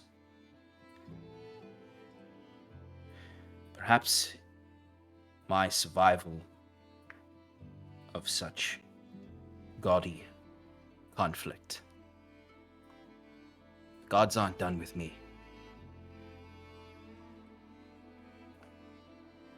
This is a chance for both of us to rectify the sins of that time. Don't ask them to assassinate a lord, a general. Don't ask them to participate in war that we want to end. But just provide them with some cover and resources that we can offer. I've done what I can from my own estate, but I'll need to influence the Empire to help them. Especially considering those within the Empire who lean in the sway of the past, as Sarathil has mentioned. You know as well as I that if Oxlin uses these rifts that lay sanctum, there are those in the Gwyn Empire who would see a reasonable response to expand their own sanctum programs. We need to end this war before that happens.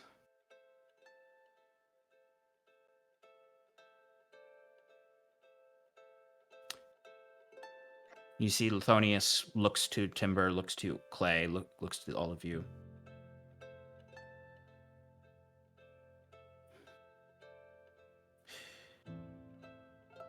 I will not have... what's left of my legacy tell that I did not stand up for what was right and needed, especially in the face of our past. What was it that you called yourselves? Wayward Five. Well, the Wayward Five has the support of the Duchy of Untduras, and whatever weight that can carry for you as you travel in your ventures to save this world.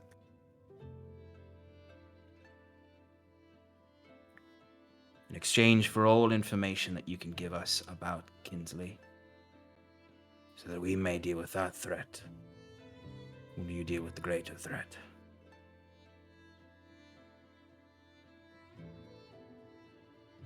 We can discuss specifics later. I don't know if I'll be able to fulfill all of your requests, but if there are things you need, passage, transportation, networks, information. The might of the Presidium is behind you. What about the Thank you. coffers of the Presidium? Well, okay, we can iron those details out later, Whisper.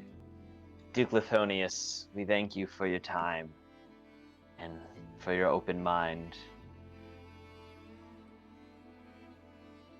I'm sure in the coming months we'll be meeting with many others who I hope will be as wise as you in understanding the future plights that are coming for us. Well, I wouldn't say wise. Just an old man who's seen too much blood. Some say that's the best way to forge wisdom. One last question before you go. Tell me. You've traveled long with him and know him better than even seems his brother. What is the character of Caliph Stormrain?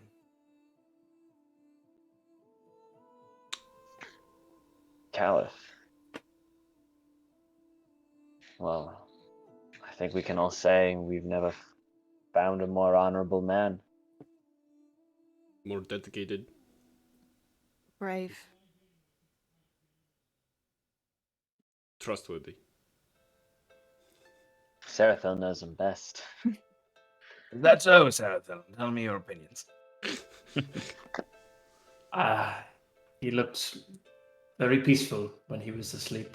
I only ask because, as I said, the Viscounts will be clawing for this sparkly chair. He is no longer a boy. That's for sure. Still got a great fashion sense, though. He does. He does. He understands the meaning of sacrifice and the meaning of a greater whole. The moment he heard Untduras was at war, he rushed to the front lines, apologizing, of course, for leaving us, but even in his disagreements with his family, country came first for him.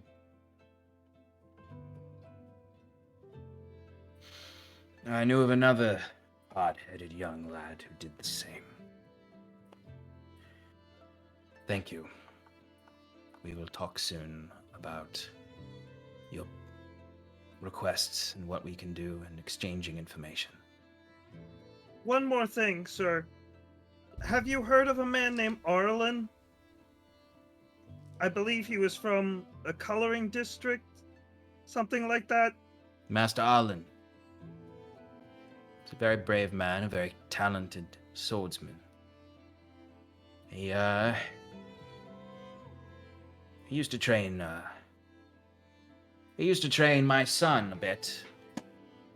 And you, right, Robert? Before you started training under Kinsley?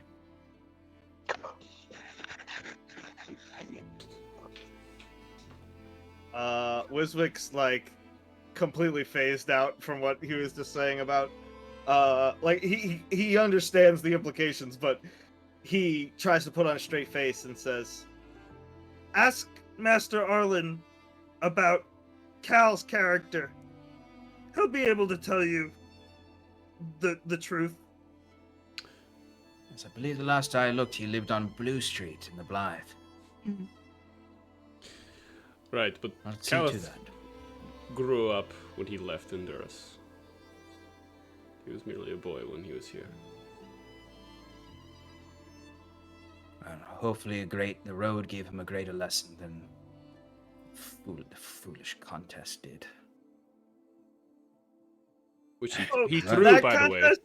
Yeah, he If told it's- us he if threw it's- it. I don't know if if he it's- was lying or whatever, but it was pretty funny. If it weren't for the people's great love of the games and that stupid competition, doesn't even produce good gods. They're basically houseplants. Well, I'm sure this will not be the last we speak, Wayward Five. Do you have Enjoy a the city. I will send a contact to Goriel. I'll send a contact over to Robert's estate.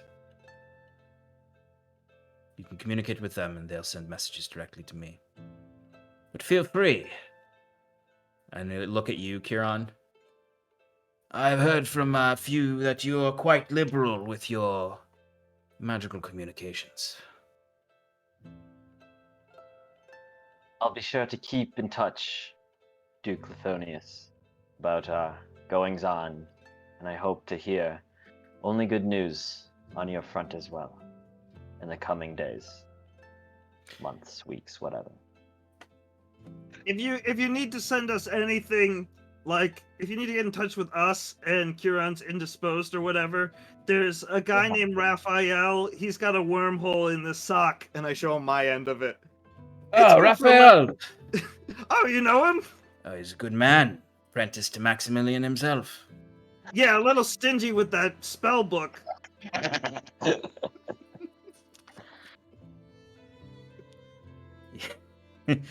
Quite a sprightly mind you have, Wiswick. That's one way to put it.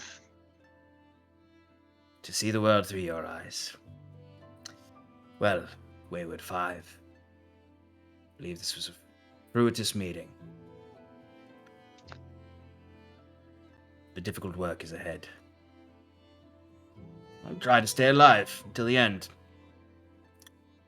But if I don't, well, good luck. And you see, like, laughs at that, like, the dark humor of that, and you can hear that, like, smoker's cough in the laugh.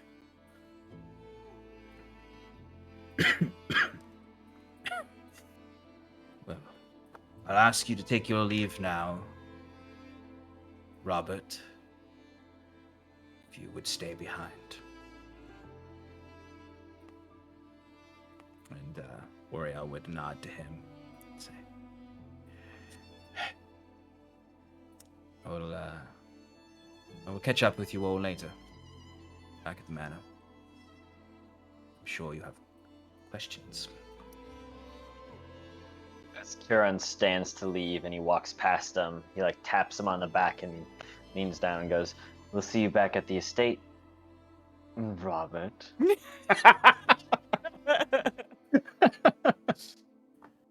And as he's walking away, he just kind of pokes him in the back with his staff, and you just hear. God, could you guys imagine if Robert was still alive? He'd be jealous that we had another party member with that name. But he's dead, so it's okay. Oh. Okay. So, you're escorted out by the Flora guard that Duke Lithonius so casually insulted a moment ago. Florida guard, huh? House Yep. plants. And you're brought back to the wagon to be escorted back to the estate of Robert. Robert Clay? No, his last name is Eamon. Aw. His real last name. You would have, at this point, it's kind of time for you all to begin your planning for what to do next, because you have this backing of the Presidium of Honduras, which is the full kind of council of different leaders, military and domestic. You similarly to when Robert first sponsored you, some requests you can make. There's not going to be a lot they can spare because of the war effort. But things like fresh supplies, safe transportation, maybe potentially some magical transportation access are all things that you could potentially request. And then you can offer up your information to them about Kinsley so they can begin their plots to undermine Kinsley in one way or another. As much as you can give them, I'll say, is going to determine, like, the advice you give them is going to determine their actions. So I'd say it's important to think about that, and what your recommendation, so to speak, would be on their efforts. This would be particularly, I think, in Scarlet and Timber's territory, of subterfuge that they both have some history in. And yeah.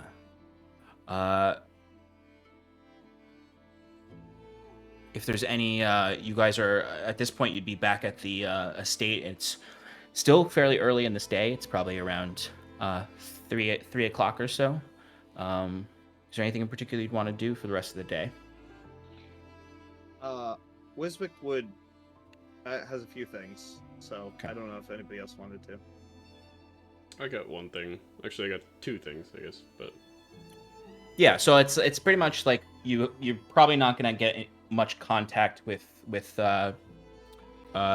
Prince Robert or Duke Lithonius until tomorrow.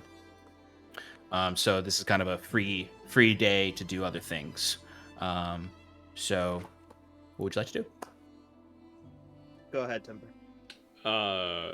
Timber would like to go to the library and get some paper and ink.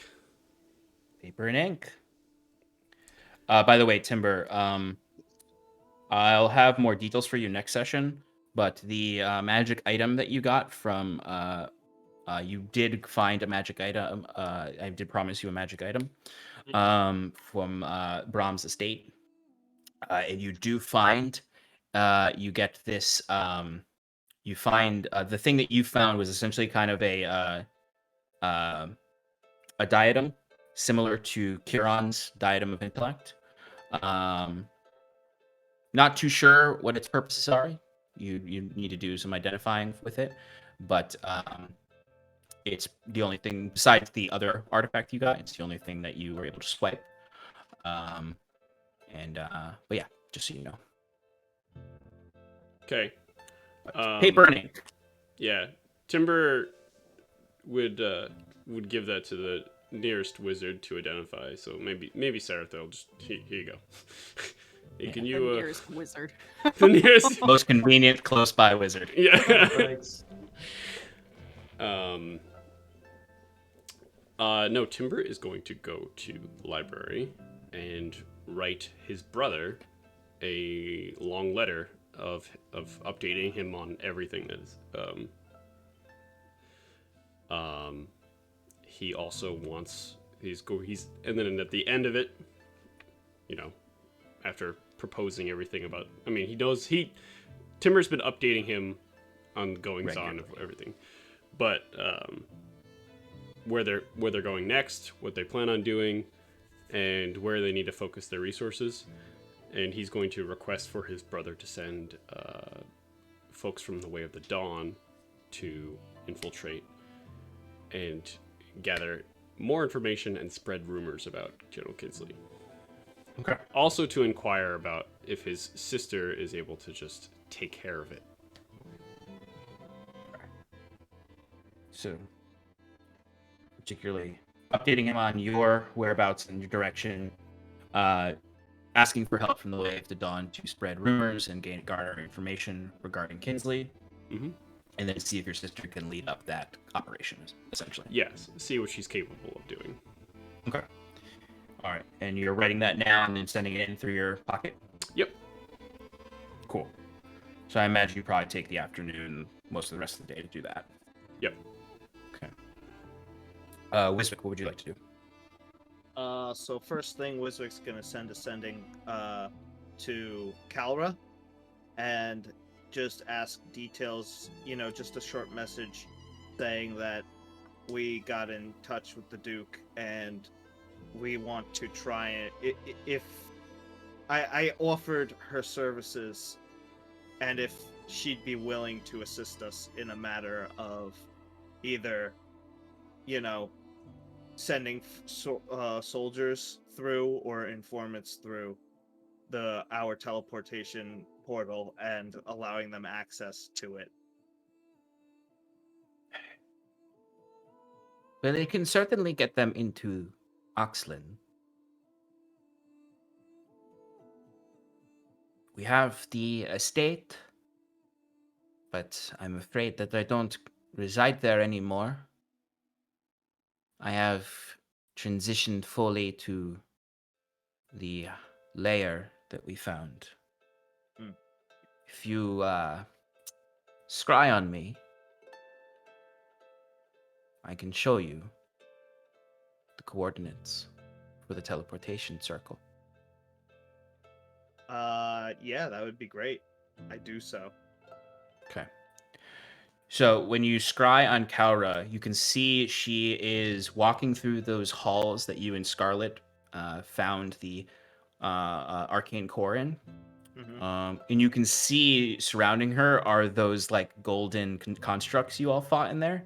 She's like whizzed this whole thing into operation again, and it's now sort of her own secret underground base.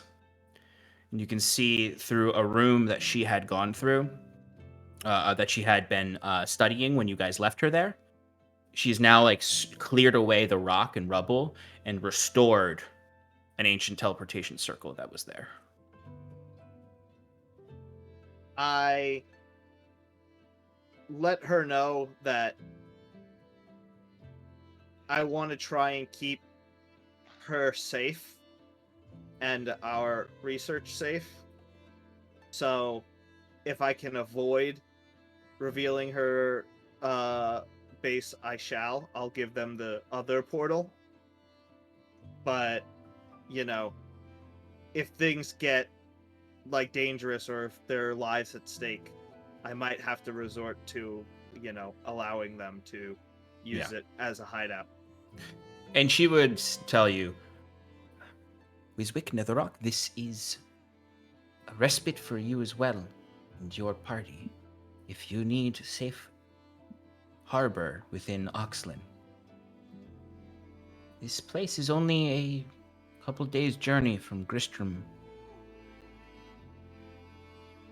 And it is safe. It took us a lot to find it. It would take others even longer, because they don't have our combined mind. So, if you need to escape, you know where to go. Alright. Yeah, I just thank her and that's enough for me.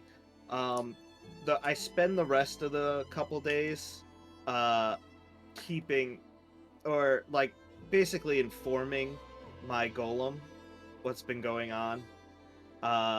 And just like trying to brainstorm with it and just talking to it as I normally do.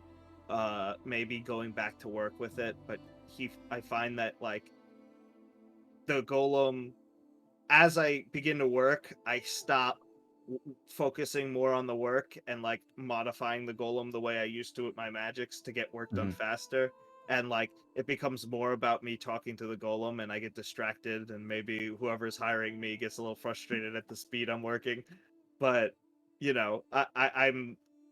I've got a lot on my mind and I've been talking to him about, maybe visiting places we've been to in the past and showing him more of the world and stuff like that. Yeah, and I imagine like if it's relevant to what you're talking about now, like you mentioned things like where places you've been to the golem, like you know, areas in Tresix, in Oxlin that might be relevant that you might be visiting again. And the golem is eagerly drinking up all of this knowledge. And you can tell there's a connectiveness that you know that the golem is consuming the knowledge you're giving it, and it is growing essentially a deeper neural network within the golem, reigniting aspects of it. And its learning is exponential, you know, where during this week it has started talking to other people beside you. It's starting to almost be able to create complete coherent thoughts and even musings of its own. If that's the case, I think maybe towards the end of our downtime, I would summon it and just sit with it for a while and maybe just start asking it questions, like hoping that it'll know some answers. Things like, Do you remember where you came from? Where I found you? Do you remember anything about before I was here? Do you know anything that I haven't taught you? You see the head would cock.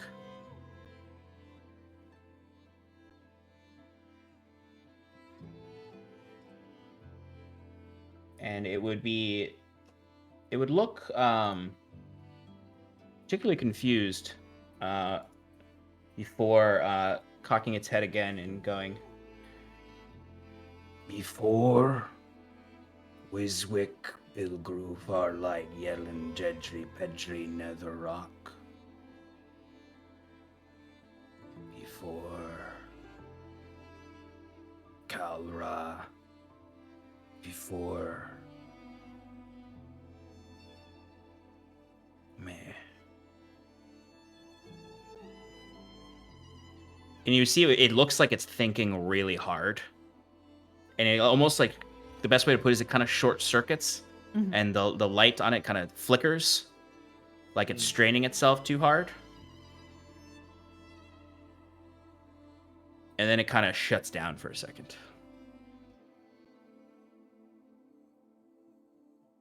Golem? I start shaking it frantically. Golem, are you okay? I'm here! And you see there's no reaction from it for a while. At that point, Wiswick's like actually getting a little nervous.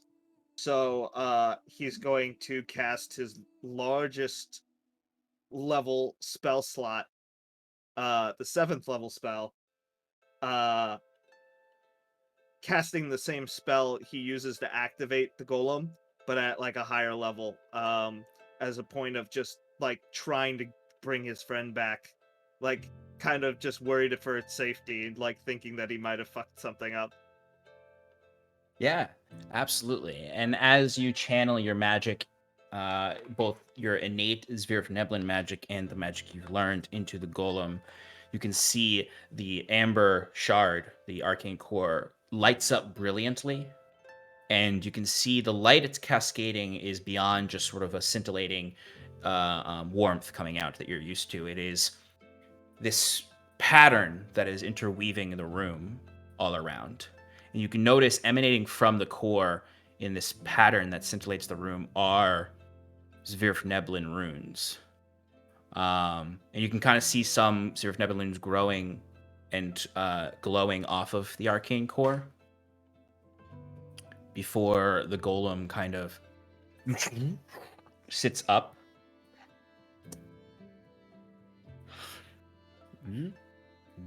It kind of looks around the room, confused.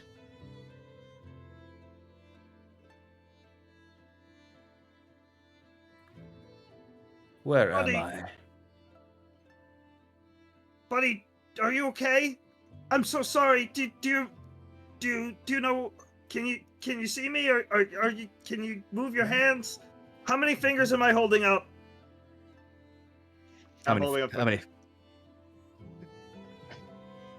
3 fingers.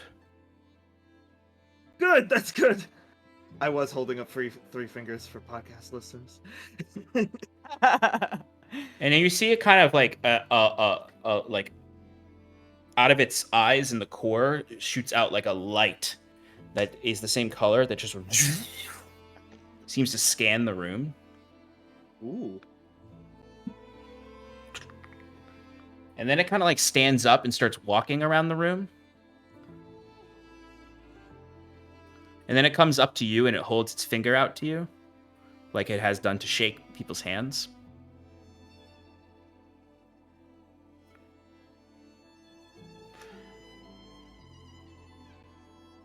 Wiswick, Bilgru, Farlight, Yellin, Jedri, Pedri, Netherrock. Wiswick's got like tears in his eyes at this point. He's like, "Yeah, it's me." How do you feel? You look like something's different about you. I'm flooded with memories from before Wiswick, Bilgru, Farlight, Yellin, Jedri, Pedri, Netherrock.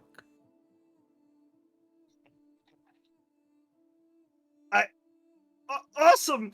This is so cool! And Wiswick's just like jumping up and down, and he's like, Do you know anything about an Eldegra? We'll get to that next session. "Yeah."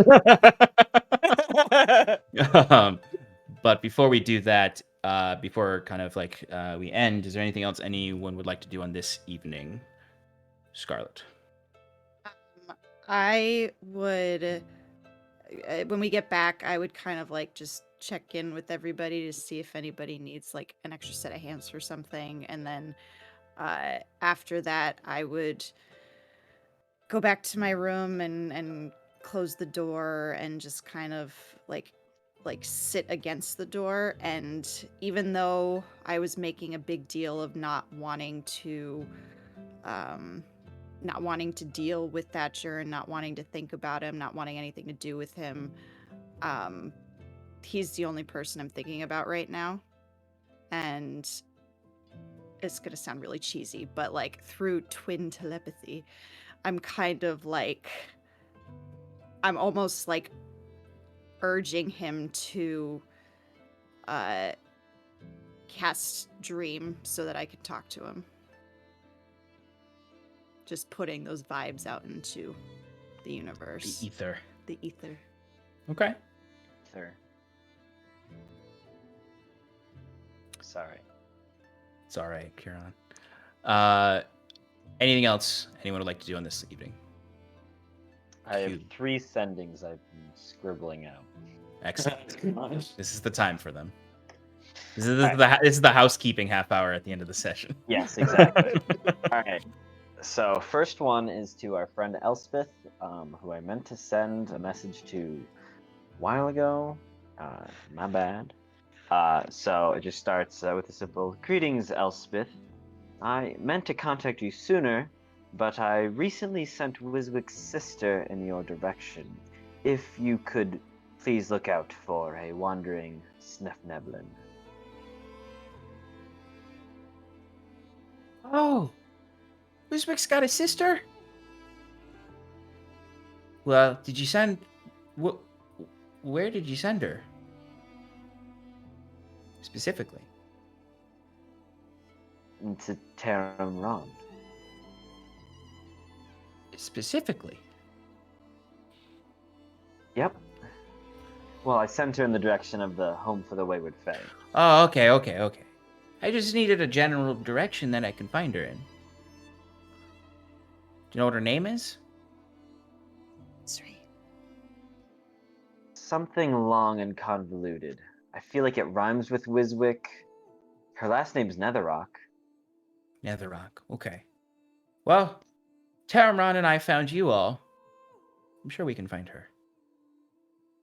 Though right now we're waiting on trying to get your pal Valen into the city. Get an audience with some of the commune leaders. But we can do that. We can keep an eye out. We can send some of the you know what we could do? We could send some of the some of the Pseudo dragons? forgot what they're called. Yeah, pseudo dragons to keep an eye out for. They seem to really like Wiswix. I'm sure they'll like her.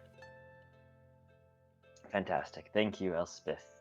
I'll be in touch soon. Much is happening in our world, and every bit of help you give helps for the greater good. We owe a great debt to you. We'll do what we can. Hang on. Next one's to Valen, actually. Greetings, Honoro. I hope all is well. We just met with the Duke of Untduras and have gained their support. How goes the work in Taramran?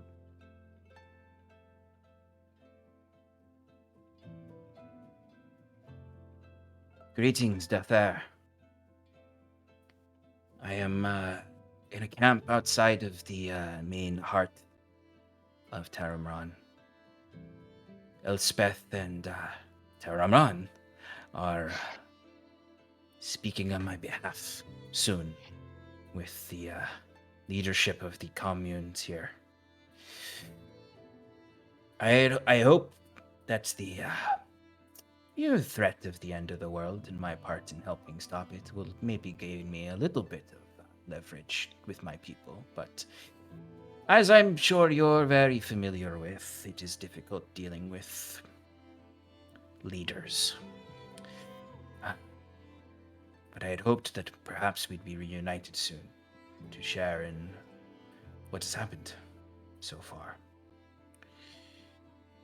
Elspeth travels frequently back to the Grove to check on it and to check with the wild elves that we've worked with there. I also wanted to see if there was any... We can talk about it later. I'm sure there are pressing things for the champion of Ilyuvania. But I wanted to talk to you about your friend at some point. The one plagued with blue.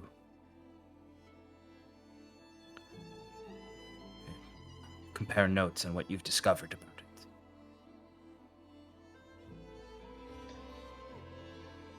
Of course, yes. We have had some advancements in that, but we can catch up soon enough.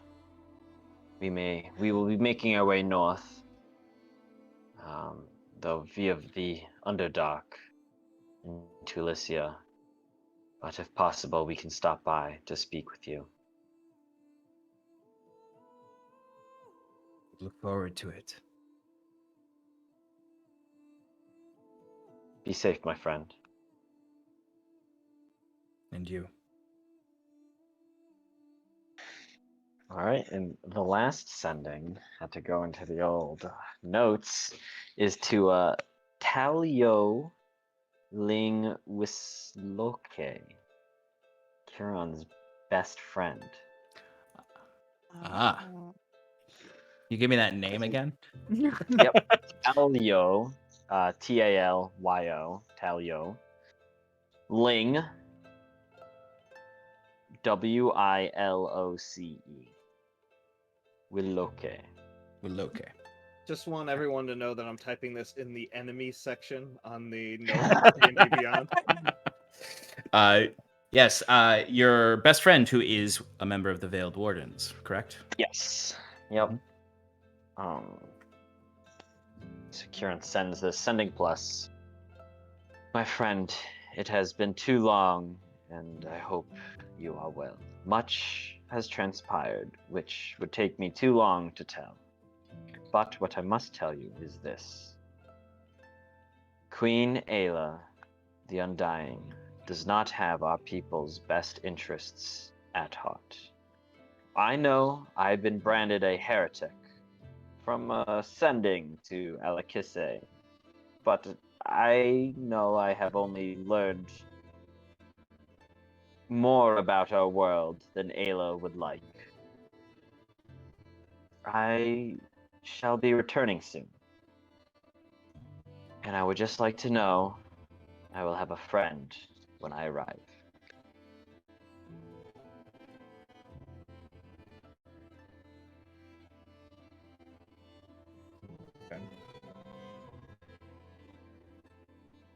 Bring this one on, Sean. Yeah, right. Should have ended the session. You would get a response.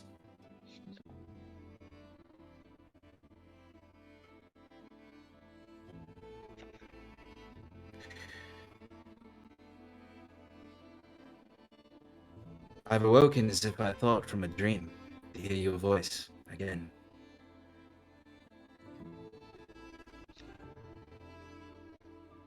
And thought myself mad.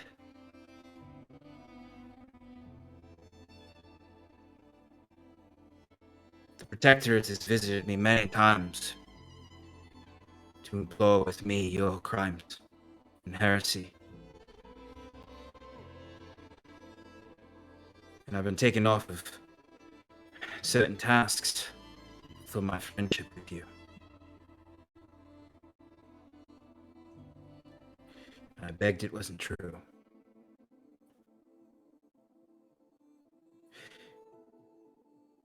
The temples are dim,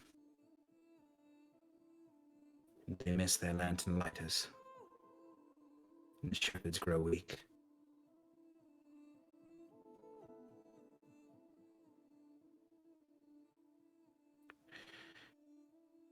To see a friend again, to know his voice true from his lips, I would be a friend, an ally. The Undying Queen has done nothing for me. And since the day she killed your uncle, I have not trusted her. And I thought I was alone. But it is good to hear these earnest thoughts from a friend I thought dead.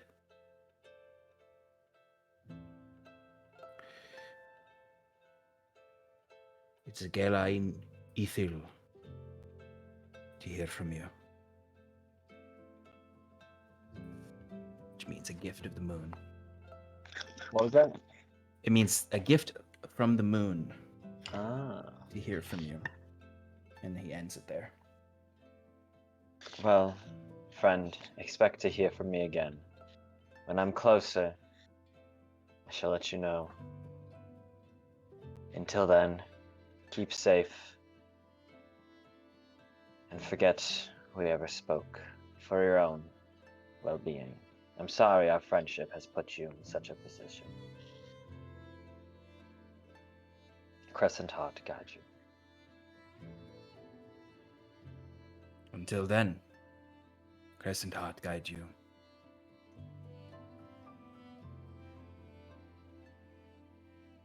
Kiran sits back, a little tired from all these phone calls. You know, like it's the end of the day, he just made a bunch of calls. You know?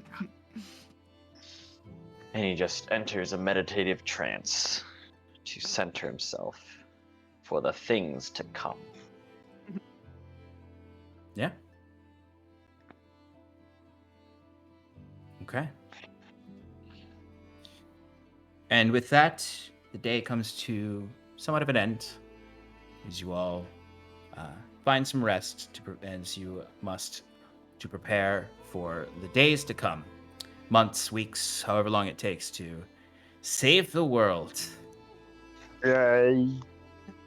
But before we end, Timber, Hi. in your dreams. Okay.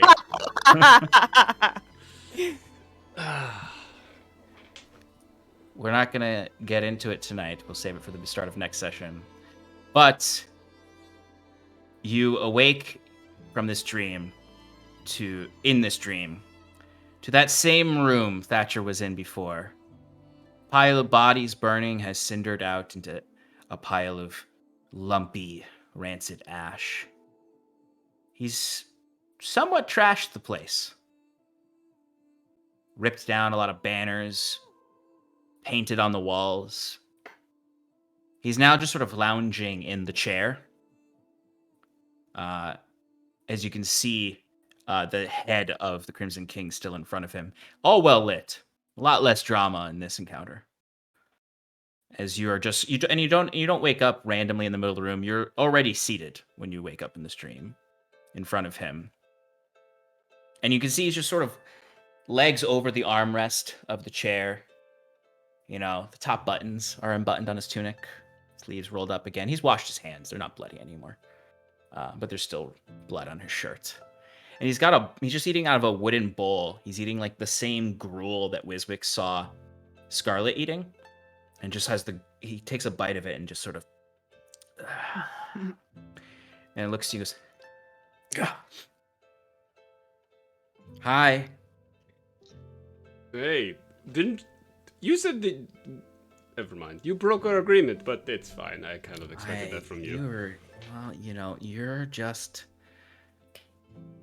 just so much fun. You're irresistible, right? And Timber sits up and like sits next to him on the couch.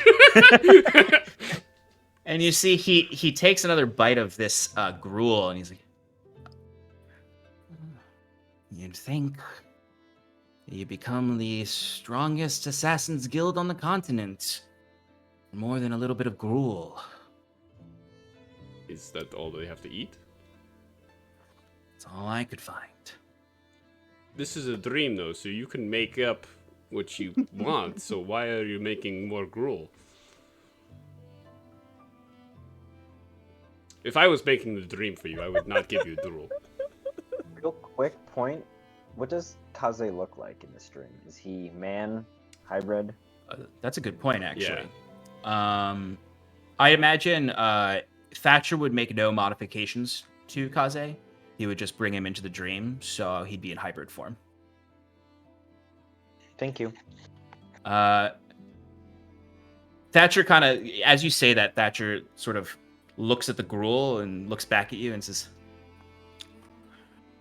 still new to the spell. And that's where we're going to end tonight. Good. It's good. Thank you, everyone, for joining us for another night in Paradise for Advantage in Paradise. We will be back with the same show next week at 7 p.m. Eastern Standard Time, along with other programming throughout the week, such as another Play in Paradise tomorrow night with Mike and Alex. I tuned in last week and was immediately very interested in Divinity. Talking about, I've been telling you for the longest time you'd love it, so catch us again and keep watching. That's I know everybody else I want to watch. It was so Absolutely. hard not to backseat in the chat. I tried very hard. You were doing it the entire time. What are you talking about? What do you mean? Yeah. What do you mean? You tried not to. So hard. He's sitting there. It's so hard not to backseat. Meanwhile, we have a whole chat list of. Check the logs. Wednesday night we have Relaxing in Paradise with me again, where we paint minis, draw maps, and lately play a lot of Valheim. And we'll probably keep doing that. Although depending this week on whether or not anyone joins me on Valheim, I might sneak on over to try to finish up Hellblade: Senua's Sacrifice, because the second one is coming out soon. And then of course we have the Sean and Shannon Power Hour, the Powerful Hour, on Sundays at 7 p.m. Eastern Standard Time, where we will recap tonight's episode and do some speculation on what is coming up. And then community stuff. Shannon and I are in the Scales Above campaign over on Roll for Damage, which is on Friday nights at 9 p.m. Eastern Time. So check us out there. We play Sloan and Oric over there. It's a lot of fun. They're good folks over there. And that is our programming, folks. I'd like to remind you all that the VODs are coming out slowly but surely throughout this week, and we will be completely caught up with our VODs on YouTube by next Sunday, actually. So you can catch up on anything you missed. And we are working on converting those into podcast as well. Now that we're caught up, we might actually be able to start doing that part. But thank you so much for joining us in Paradise, everybody. We hope you join with us again in the future. We are now going to send a lovely raid of support over to... That's what I figured. to Stefan. Everyone, we are going to raid Stefan. I'll raid my hotel. Yes, we'll go and disrupt him in his Give us hotel. oats. Go look in your closet. I'll be right there. You wake up in the middle of the night, and the whole Wayward Five is with you. But go give Josh Surprise! our love and support tonight, and thank you again for joining us. We'll see you all very soon. Say goodnight, everybody. Good night, everybody. Bye. I will not say goodnight. You just did. Bye.